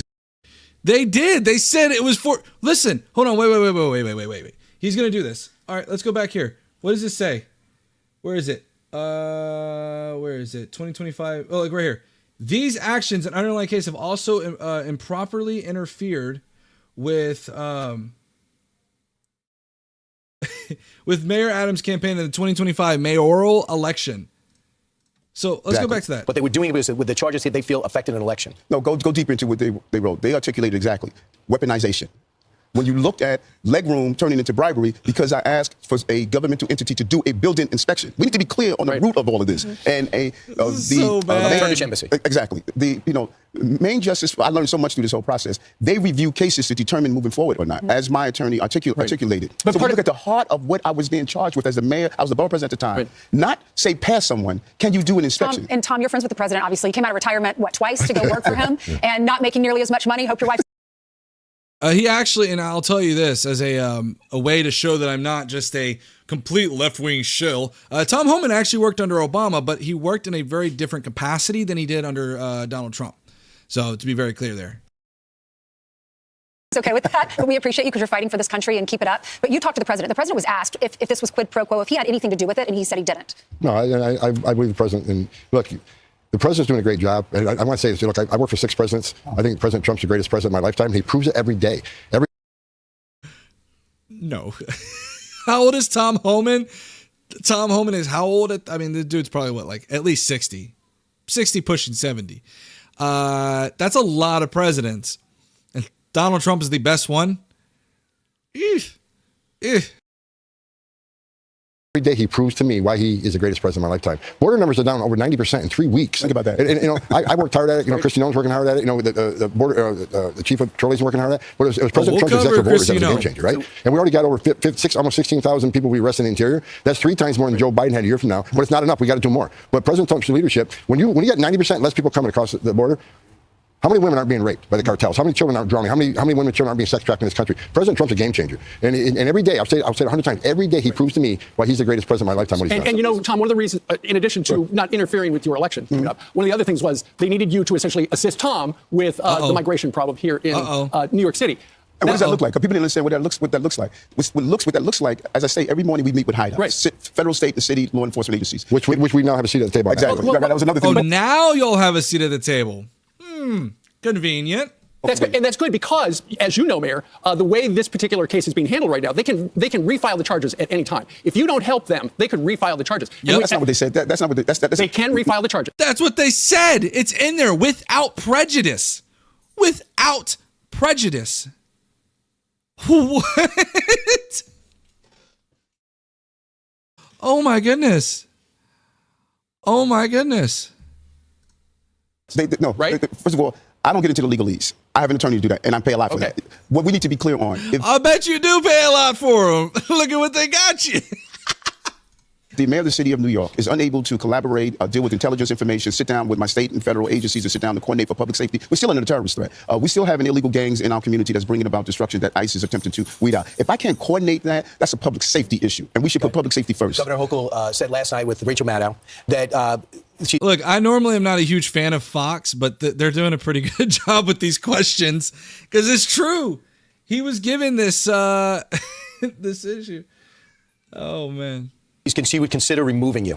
How would you feel about that? She has her role, I have my role. And throughout this entire ordeal, which I think no American should have to go through, the torment of 15 months that my family and Kathy Hochul should absolutely remove Eric Adams. I'm sorry. Totally down for it. Remove Eric Adams. I had to endure for something I didn't do. I didn't do anything wrong. Throughout the entire ordeal, I said one thing. My attorney will handle the legal part. I'm going to handle running the city. We return jobs to our city. Our city's getting safer. We're building housing. I think that this is a great American narrative. I stood focused on what I was elected to do. I want you to address the Governor Hochul is an embarrassment position she holds. She stands on media after someone's burned alive on a subway. She stands in front of TV camera and says, I think criminal aliens should be removed too. But she's got the green light law. The men and women of ICE and Border Patrol, when they pull a vehicle over, law enforcement, you're in law enforcement your whole career. What's the first thing you do? You run the license plate number. Are these wanted? Is there a warrant for these people? Who are they? Are they dangerous? That car stolen? All these things, right? Do you know ICE and CBP can't run DMV data on New York State license plate? So they're pulling over people not even know. The funny thing about Kathy Hochul, by the way, guys, is that Pam Bondi has already said that they are pressing charges against Kathy Hochul. Now, keep in mind, they're actually civil suits, not charges. Who the hell they are? But that's not weaponization So of the on one point, DOJ, she's saying, I guys. think criminals should be removed too, but then she locks us out of DMV data. That'd be like us locking officers out of NCIC, the Fed zone. Would we do that? No, because officer safety is paramount. She's putting the men and women at ICE at risk every day. The job's already dangerous. So Governor Hochul, she needs to be removed. Everybody needs to be removed, needs to be her. She supports sanctuary I don't know policies. anyone who thinks she's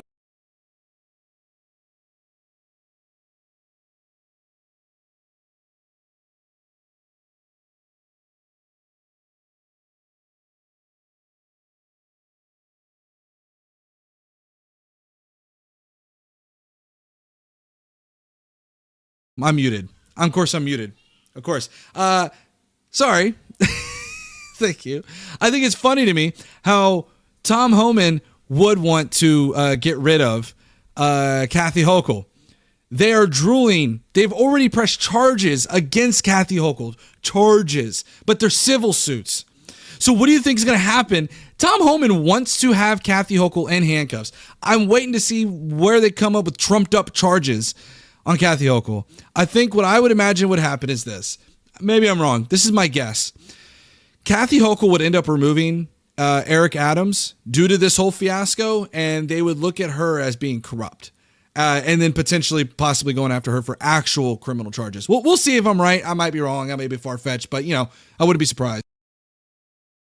doing a good job. She's an embarrassment. I'm sorry to be impartial on that. Mr. Mayor, thank you. The migrant shelter, it's called a mega migrant shelter that's going to be built in the Bronx. We interviewed a representative from the Bronx, and he said he talks to everyone on the street. Not one person wants that facility built. What's the status on that? Is there any way that's a great. You know what's interesting? If I go to anywhere in the city, when I had 220,000 migrants here, anywhere in the city, and ask who would like a shelter there, not one elected would raise a hand. And then you ask them the next question: how many of you went to Washington D.C. under the previous administration and said you need to stop this? I took 10 trips there. So you cannot represent your concern merely from the sterilized environment of your office space. They should have been with us saying we need to stop this flow, and they weren't. And so the shelters have to go somewhere.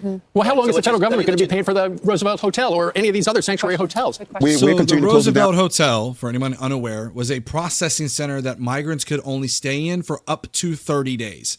So this is a very big talking point that people try to say, is that they're in this big fancy Roosevelt hotel. There was hardly anyone going there to begin with. Yes, there has been some controversy about the owners and having certain ties to other countries. Certainly there is that controversy. But the issue at hand is that they were over inundated with these migrants. And so they set up essentially a hub there, kind of like a mini Ellis Island, so to speak. They would get health screenings. They would get bus tickets to get. So they would actually have two different things. Either they would give you a bus ticket to go to a family member or a sponsor's home or whatever, and then you would immediately go over to there. Or if you were going to be staying here in New York City, or not here, but there, then what they would end up doing is they would end up, Dusty, that's not cool, man. They would end up getting, hold on one second.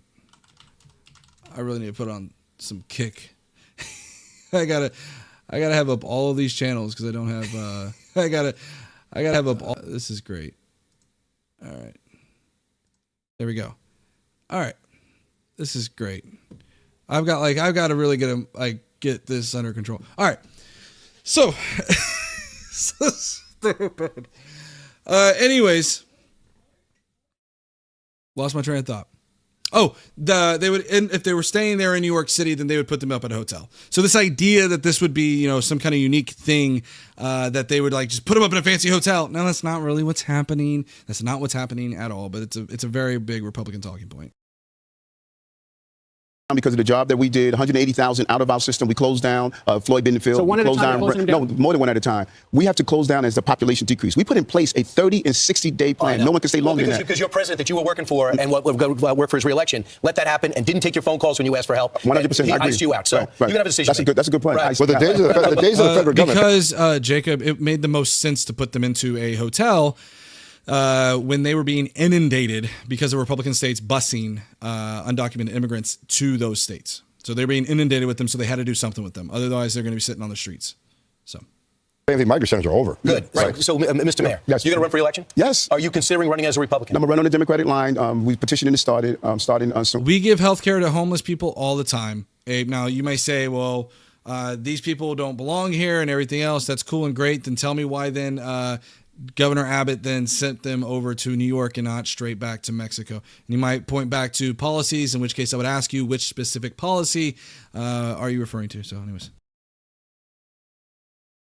Running as a Democrat. There's many Democrats, like you look at those 78% that believe what we do, what ICE is doing by getting dangerous people out. I think that we have to get people out to vote. That is the problem. But you're losing by about 25 points to former Governor Cuomo, who wants to be Mayor Cuomo. Well, let's listen to this. I had another Andrew, That's pretty Andrew cool. in my I didn't know previous Mayor race. He was Cuomo- beaten I didn't by know double Cuomo digits was in running. February, but we don't call Andrew Yang mayor. We call Eric Adams mayor. Never give up. New Yorkers never give up. People had me gone months ago, but All right, so I'm not going to watch the rest of this. That was it for that. And here's Kristi Noem. So I wanted to talk about this. Kristi Noem said the Trump administration rips the ACLU after the organization sued them in an effort to protect violent criminal illegal immigrants being sent to Guantanamo Bay. Defending violent criminals, not surprising coming from the ACLU. If the American Civil Liberties Union cares more about highly dangerous criminal aliens, including these and vicious these members, than they do about American citizens, they should change their name, the Trump admin said. This is just the latest attempt by the ACLU to obstruct the administration. The group is also attempting to stop Trump from firing tens of thousands of federal employees, claiming the move violated federal law. Here's the thing. Here's the ACLU lawsuit. So let's dive into this a little bit. ACLU and other advocates sue for access to migrants moved to Guantanamo Bay. There's a big issue of understanding who is it that they're sending to Guantanamo Bay. Kristi Noem herself has already stated that she's not going to reply as to whether they're sending women and children to Guantanamo Bay. Further, when they are here in the United States, they are granted due process. It does not matter what kind of crime you have been allegedly charged with, or even after you've been convicted. There is due process. But anyways, the lawsuit says the Trump administration, after sending dozens of migrants to the remote Caribbean outposts in recent weeks, is now holding them incommunicado without access to attorneys, family, or outside world. The suit alleges that this isolation is no coincidence, since the distant location makes it especially difficult for migrants to communicate with attorneys who could explain their legal rights and challenge their detention. One has to wonder if they're doing it so they don't have access to counsel, so that they can be held without rights, and so that the government can have these photo ops, which is absolutely photo op. I'm going to call it like I see it. This is a photo op. When you look at pictures like this, well, this isn't one. There's one where they get on a cargo plane.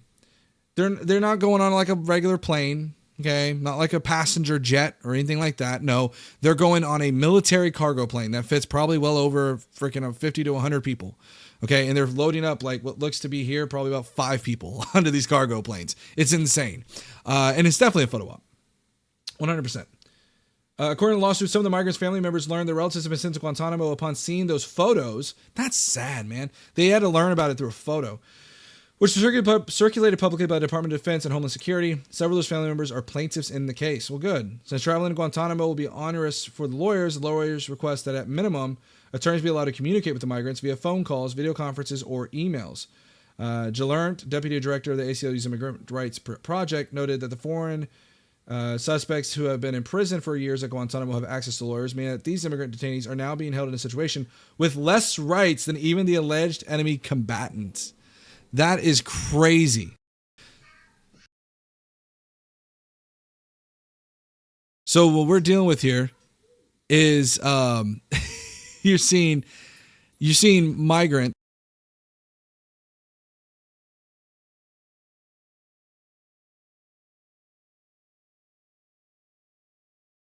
You're seeing migrants right now that are being essentially treated lesser than enemy combatants, people who we arrested on the battlefield. It's pretty crazy to think about that, right?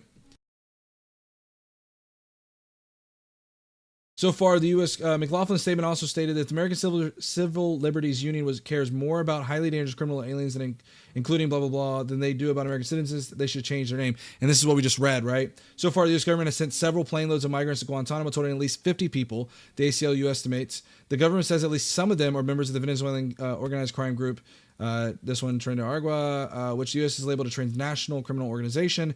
The Trump administration calls the deported men high-threat illegal aliens, and says it wants to create a space at Guantanamo for 30,000 migrants, although it plans will face numerous legal, financial, political, and logistical hurdles.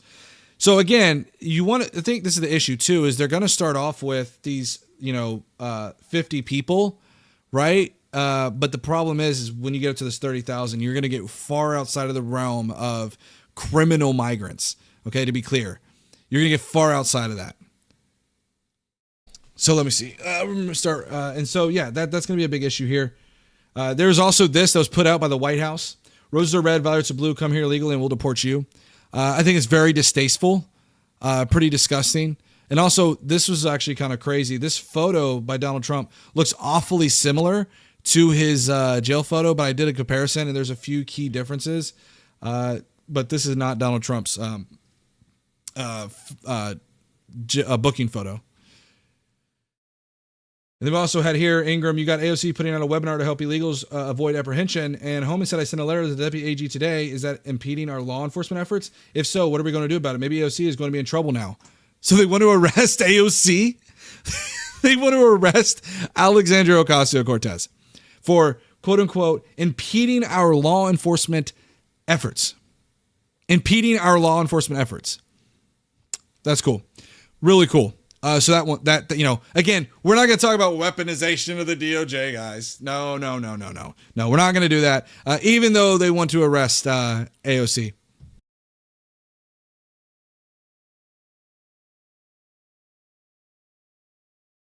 We've also seen that Trump's mass deportation plan sparked panic in the Caribbean amid fake news. Basically, what's going on right now is that there are Jamaican nationals that are concerned about their citizenship status, and Jamaica, the country itself, is concerned about some of the criminal migrants being deported back to their country. And again, keep in mind, guys, what I want people to understand is that they didn't necessarily. So this is kind of complex.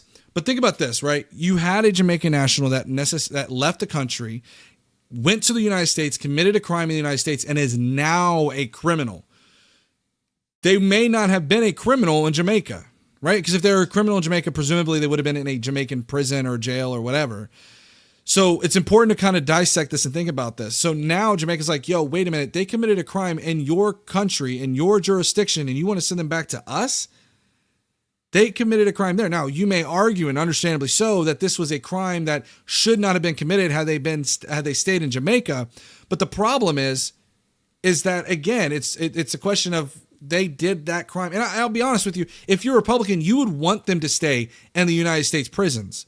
I'll tell you why. Because more times than not, our prison system is far more secure than other countries' prison systems.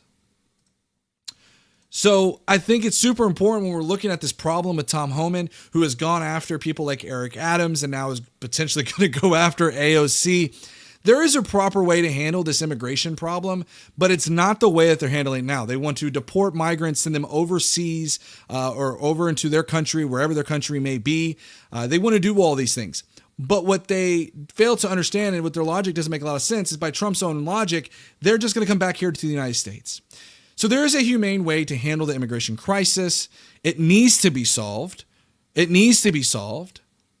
But the way that we're handling it right now is not the way that we should be handling these immigration crises. We should be handling this through Congress and trying to pass a law to fix.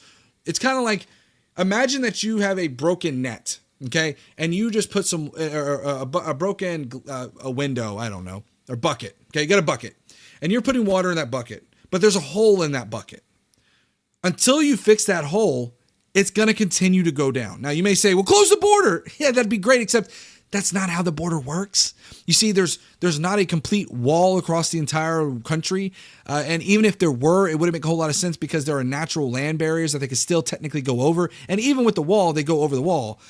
So again, there's never going to be a perfect hole. So closing the border is not the perfect solution here. We have to find a balance here. So again, the way that we got to approach this is in a more humane way. Okay, so the next topic I want to talk about is Elon Musk and good old DOGE. Talk about Elon Musk and good old DOGE. It's pretty crazy what's going on over there.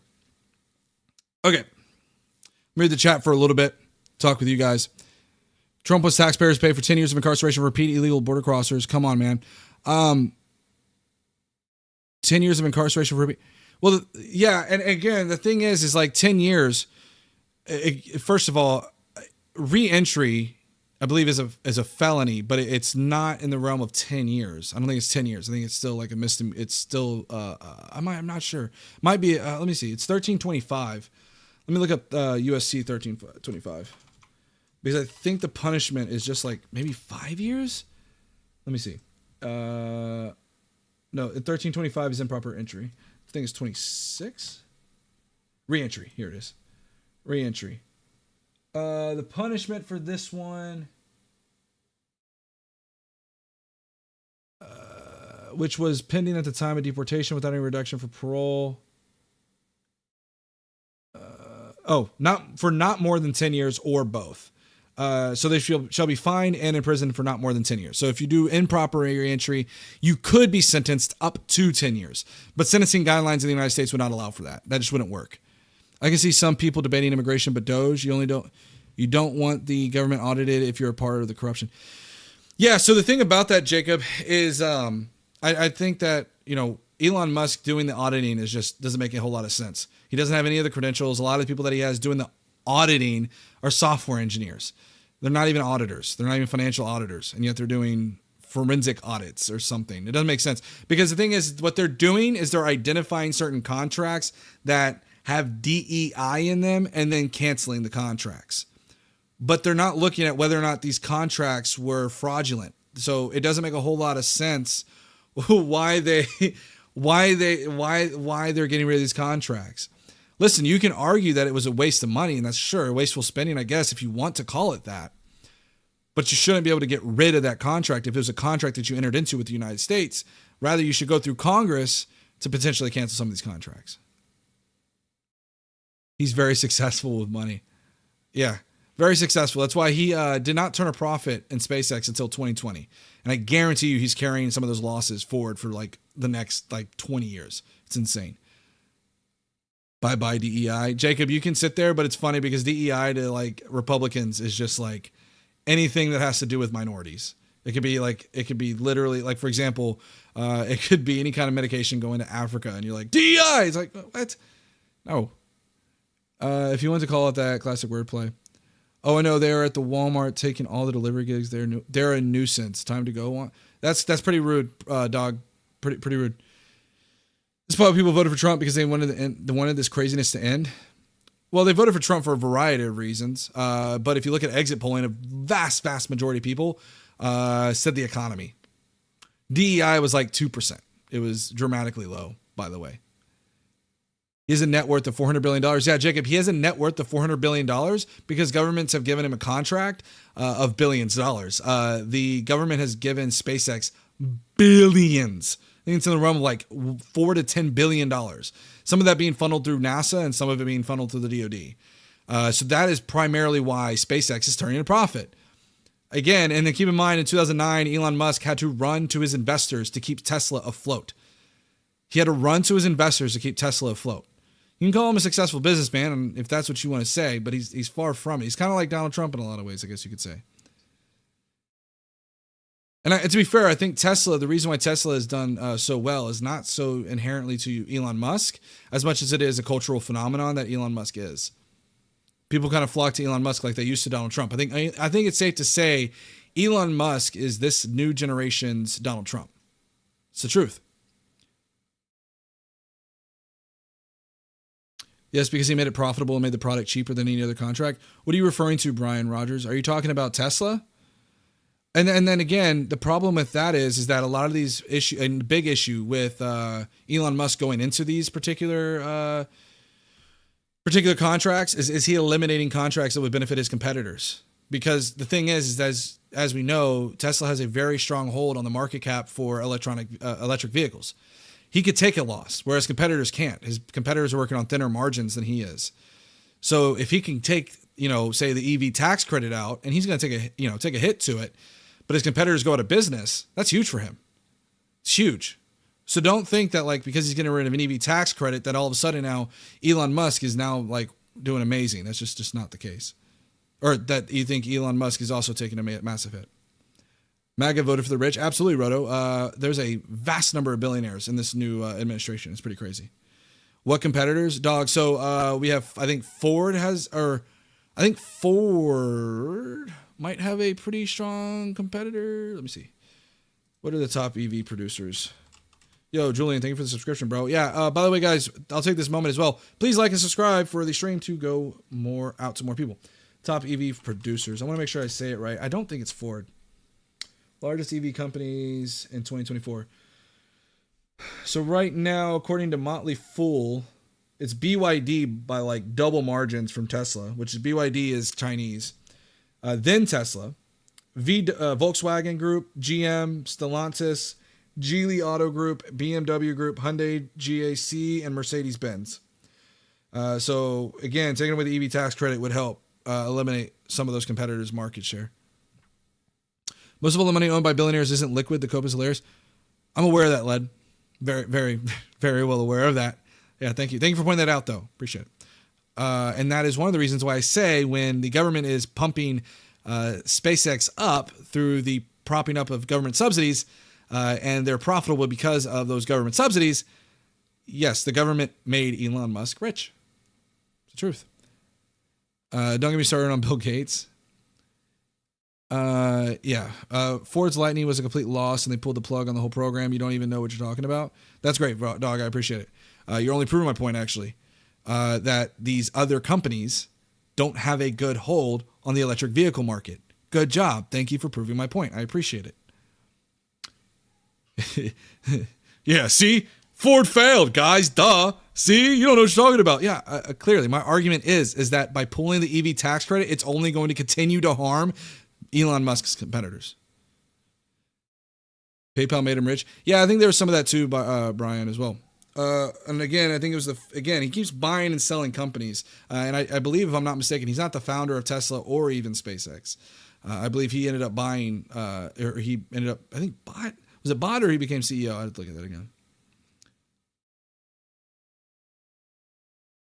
These other companies do suck though, bro, in all fairness. They may suck, but that only proves my point. That's my point. My point is that these competitors do not do well. And as such, if you remove any kind of benefit to these guys, it only further exacerbates the problem. So anyways, we're going to move on to the next topic. We're going to talk about Elon since we're on that topic of Elon. I think it's a great transition point. Let's go ahead and talk about the DOGE website that had a little bit of an oopsie today.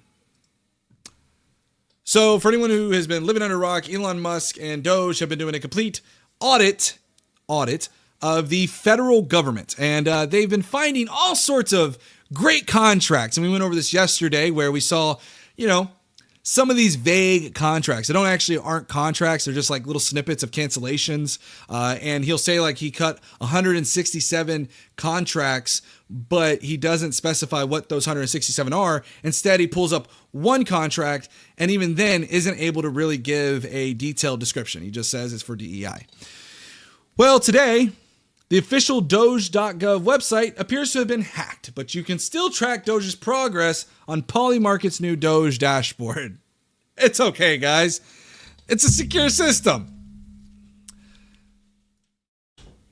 And, when we're talking about wasteful spending, why don't we take a look at this?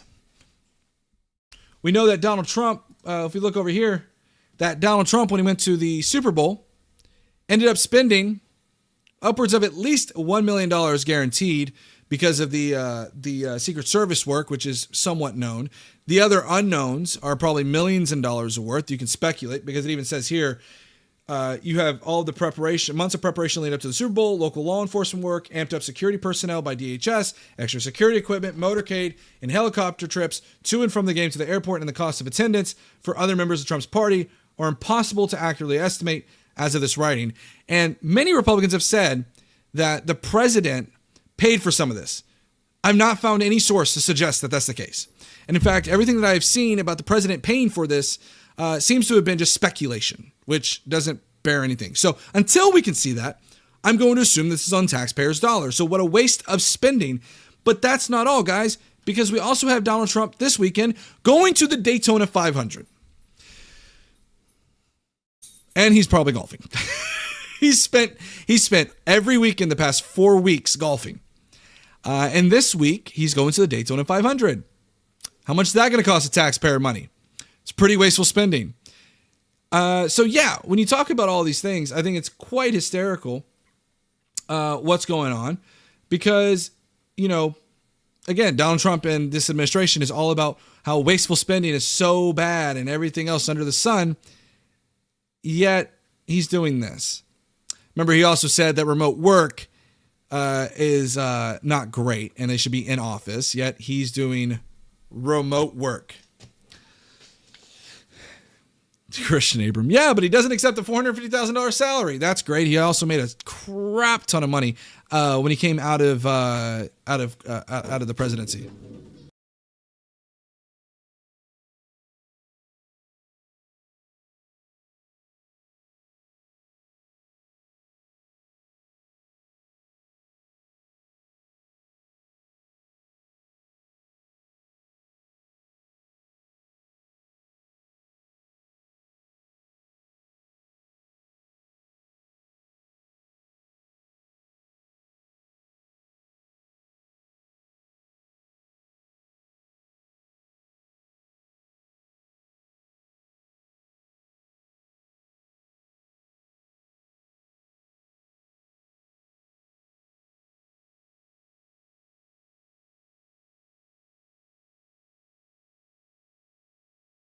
Sorry, I had to go take care of something.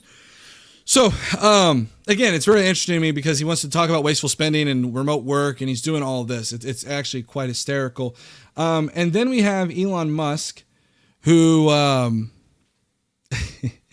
we also had Elon Musk he posts classified data on his new website.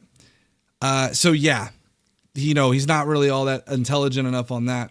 So that was pretty interesting. But that's where we're going to kind of end. I think we're going to go ahead and watch a little bit of this. Actually, I don't know if Piers Morgan is pretty heavy-handed on the copyright. So we're just going to sit down. I'm going to chat with you guys. That's what we're going to do. We're going to chat. Have a fireside chat. I have to look at that because I think some people have actually said that Piers Morgan is pretty heavy-handed on the copyright stuff. Now we have Elon derangement syndrome. No, we don't have Elon derangement syndrome. You should educate yourself before criticizing Trump or Elon. Why should I? What am I not educated enough about, Susan? Please provide me those details as to what I'm not educated enough about when it comes to Trump or Elon. Please do enlighten me. It's funny how people still drink the media Kool-Aid on this guy and will never believe anything, no matter how good he does for the country. He's not done anything good for the country so far.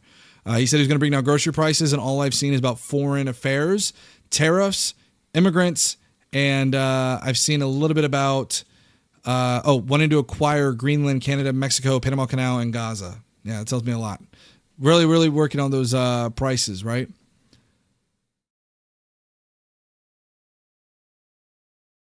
Yes, you literally do. Lying about multiple points. I've called several of them out. Give me one. I'll go back and look. Let's see. What am I lying about? He made a crap ton, but you say he's a terrible businessman. The lack of consistency is great. No, okay. So let's be clear on this. He's a terrible businessman based on some of the bankruptcies, but his cronies, some of his followers, his cult followers who wear the red "Make America Great Again" hat. Yeah, marketing can do a lot of heavy-handedness. His name is what he's really ran on. So yeah, I mean, I think he's had some, and to be clear, I do think overall he's a pretty bad businessman. I think if you have a cult-like following, it's kind of like would I say that Ye, right? Would I say that Ye is a good businessman? No. Do I think he's maybe a good marketer? Maybe. But I don't know if I'd call him a good businessman. In fact, like I said, a lot of his businesses have bellied up, except for this one right here. I'm salty he made billions. I think when you're a public servant, you shouldn't be making any money. I don't care if you're Joe Biden. I think you should divest from all of your businesses that you might have a conflict of interest with. Same thing with Elon Musk. Elon Musk should be able to divest from his businesses. Hundreds of successful companies. That's great. You can go ahead and name me. That's great, Led. I don't care. So why is he stealing our money? Tax cuts maybe, or is it the $400 billion in government contracts? Are you referring to why is he stealing our money? Tax cuts maybe, or is it the $400 billion? I'm not sure what you're referring to, Donald. Calling those who don't follow Biden a cult? No, that's not what I said. And in fact, a lot of people on the left did not really support Joe Biden, although Joe Biden definitely had some good policies. I know that there was a lot of people that voted for Joe Biden that didn't really vote for Joe Biden for him. They voted for him, so they did not vote for Donald Trump. They're trying not to waste their vote. There was a heavy move against Donald Trump in 2020. So he made his money before he became president. Chris, a lot of what he's done so far is branding stuff. And I believe even this time around, he refused to divest from a lot of those gimmicks. I'm going to call them gimmicks. That's what they are. The MAGA hat, the Trump Bible or whatever it is, which is the Greenwood Bible technically, but it's also the same Bible that Oklahoma's putting into their classrooms. So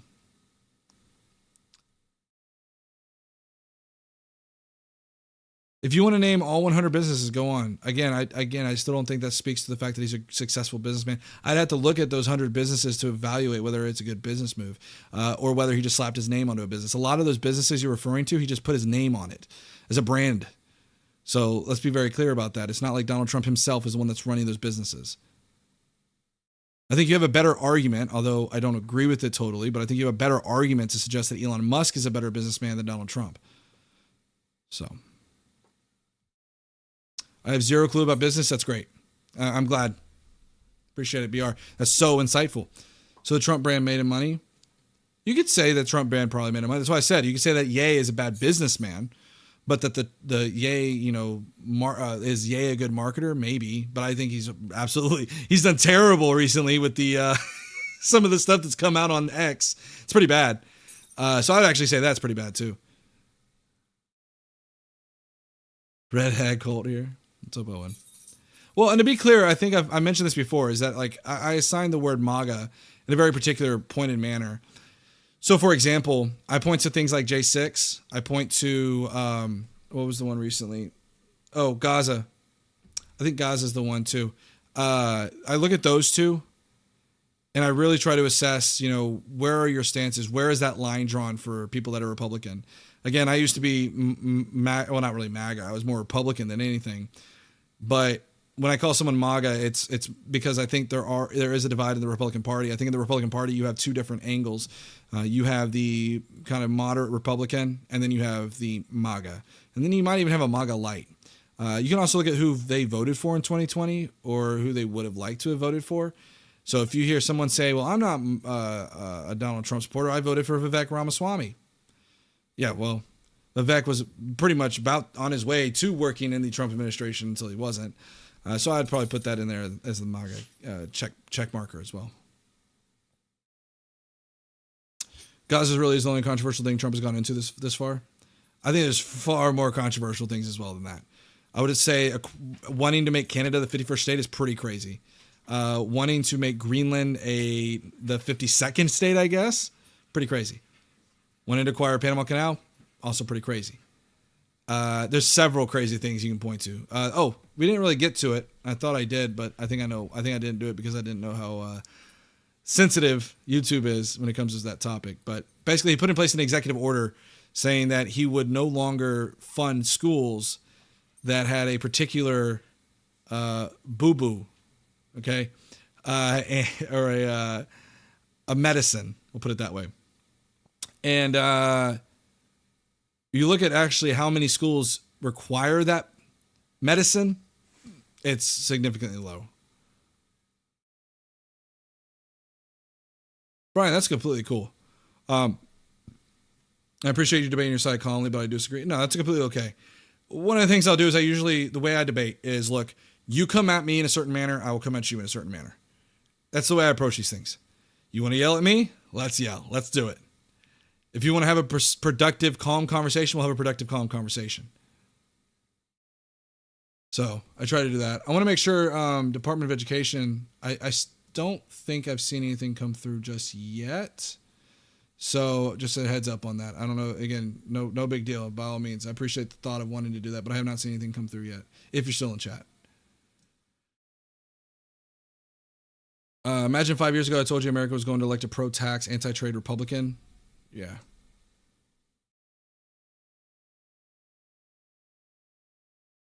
Can we have a ladder match? What are you talking about, Lemur? I absolutely love Uncle. Oh, ladder match. What are you referring to? Opposing birthright citizenship, denying federal funds to schools with an after-school African-American club? Well, I would say, Julian, opposing birthright citizenship is pretty crazy stuff, considering that it's like fundamentally, like foundationally a constitutional right. There's like no ands, ifs, or buts about it.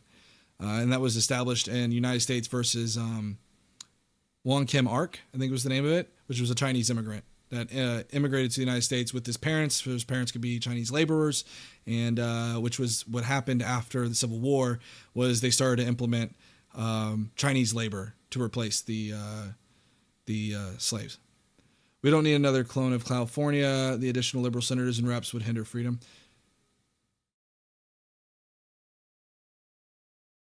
No, it was not intended for that. What do you? That was part of the not well. That's no. So hold on. If you're referring to the birthright citizenship came upon that. The reason why we had this, I guess, is a better way to put it. The reason why we had no. If you read the actual Supreme Court decision from Wong Kim Ark, it goes into this. It specifically states that we have Chinese labor here in the United States at that time because they were, and this is more of like a historical, this is where you take it outside the ruling, but it references Chinese labor in the ruling. The historical context is that we had Chinese labor come in after that free, when the slaves are free and they no longer could be that. They imported a lot more Chinese labor to try to help make up for that difference. And so because of that, we had a lot of immigrants coming to the United States and having children here in the United States, which then rose up and had that lawsuit from Wong Kim Ark. That's the historical background behind it. So, again, I would ask that you stop referring to people like that, Lead. If you want to have this conversation and have an intellectual conversation, we could totally have that. But I would ask that you don't use that particular terminology. That'd be great. You're defending your own argument? No, I'm not. Because we have the same issue here. We have a bunch of people that are also coming in here that are, when I say Chinese immigrants, you can also have the same thing here. We have undocumented immigrants that are coming across the United States here working, and then they have a child here in the United States. No, it's not being intellectual when you start referring to a pejorative for a particular group of people. You twist information so bad to make it fit your ideas. That's great, Dustin. You can call me out on whatever it is you particularly think that I'm twisting. I appreciate it, though. I appreciate the entertainment you're providing. It's a descriptive term. No, it's a pejorative term. So, again, go ahead and keep on calling them that, but I would ask that you not. This is my final warning. So please stop. More than Chinese? Right. Well, again, we're referring to the particular incidents of why birthright citizenship is so foundational. What's up, David Johnson? Welcome in, buddy. We're just kind of talking. I'm chatting with chat. Eliminating child birthright citizenship was a militant tactic, same as the calling of the Gulf of Mexico, Gulf of America. Yeah, Jacob Lawton. That's the kind of interesting thing, though, is that we saw the Associated Press being removed from being able to go into certain briefings. Although they haven't revoked their press secretary thing, and I think that's because they understand that there would be a inherent, and there probably still is, an inherent violation of their First Amendment right. We saw this with Jim Acosta. Jim Acosta raised First and Fifth Amendment rights because of the fact of due process. Freedom of press, especially coming to our president, is significantly important.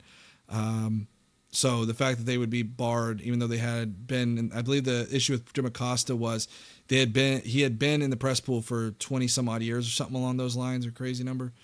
And he would have been he should have been given due process, was the argument. But before it actually went to trial, Donald Trump said, hey, in his first administration, he was like, here, I'll go ahead and give you your pass back, but you're only going to ask one question. So it rings very similar to that as well.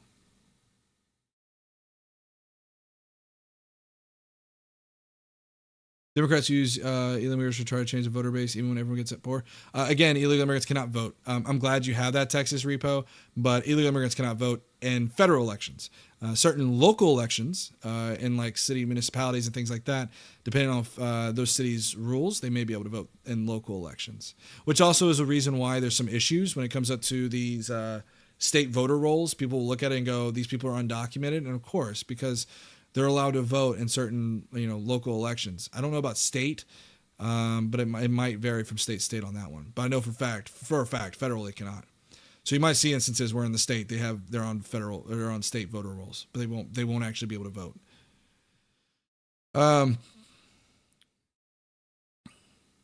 Birthright citizenship shouldn't be granted if you came here illegally. Well, again.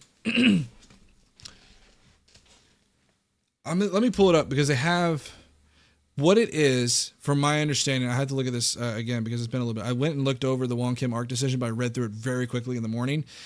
The issue with birthright citizenship has to do with jurisdiction, and it's one of the reasons why, for example, Native Americans are not granted birthright citizenship because they are of the tribal lands jurisdiction. And so Wong Kim Ark decided that when they're born here in the United States, they are beholden to our laws, and that they don't have actual loyalty. And I believe they even referenced like the founding fathers and the loyalty to the king or something like that. But they don't have a necessarily unique loyalty to anybody. And their jurisdiction is here in the United States. So it was along those lines. I'd have to look at it again. We can also go over Wong Kim Ark. It's a very interesting Supreme Court decision that I think a lot of people ought to go over at least. But it's pretty lengthy. Let me see how long it is. Because I do think it's interesting, but it's also going to be very boring with legalese.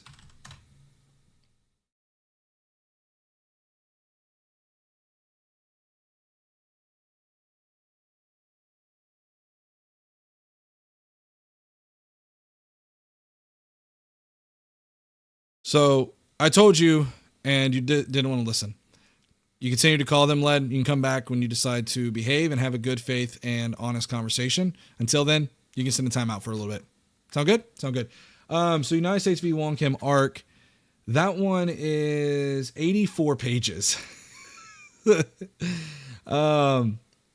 I can read the first summary and see if it provides much of anything on this. It says, a child born in the United States of parents of Chinese descent who at the time of his birth are subjects of the Emperor of China, but have a permanent domicile and residence in the United States and are there carrying on business and are not employed in any diplomatic or official capacity under the Emperor of China, becomes at the time of his birth a citizen of the United States by virtue of the first clause of the 14th Amendment of the Constitution. All persons born or naturalized in the United States and subject to the jurisdiction thereof, and the jurisdiction thereof would be the United States, are citizens of the United States and the state there wherein they reside. So that's kind of the gist or the summary of this Wong Kim Ark decision. So.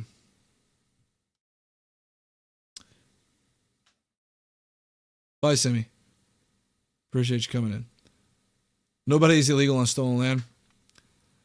Well, there you can certainly have that as well. And this is one of the reasons why I have an issue when it comes to certain pejorative terms. I don't really, or derogatory remarks. I have no room for that. We can have civil conversations. And I know that this is the funny thing is Donald Trump really wants us to call the Gulf of America or the Gulf of Mexico the Gulf of America. No, it's the Gulf of Mexico. And until it gets changed in law and until all the world recognizes it as the Gulf of Mexico, yeah, I'm not going to accept it as the Gulf of America. No, I'm not going to that. I know you guys want us to recognize it, but not going to. So anyways, we're going to start wrapping up, guys. I appreciate everybody, even those who came in here and were looking just to stir the pot. I really do appreciate it. But we're going to go ahead and get off. I've got some homework and things to do as well. And when I say homework, yes, I am in college because I'm trying to better my life. And I've been in college for quite a while. Even though most of you guys are probably like, man, you probably look really young. I'm actually older than you probably think. I don't know. Or maybe you'll think I look old. In which case, I'm probably younger than you think. But anyways, appreciate you coming in here. Make sure you follow, subscribe if you haven't subscribed. And make sure you hit that like button. But anyways, guys, see y'all on Monday, 6 p.m. Central Standard Time. All right? And I will see you guys then. Please make sure you hit that like, subscribe, notification bell. If you're not following me on this little platform right here, you're missing out. Missing out on TikTok. Go to TikTok. Follow me there. Anyways, guys, it's been really great. If you're in here, Department of Education, I don't know if you're still in here or not. I haven't seen anything come through. Just want to give you that heads up in case you like accidentally sent it to the wrong person or something. If you don't feel obligated to donate, man. I'm just saying if you sent it to me, I didn't receive it, so it may have gone to somewhere else. I don't know.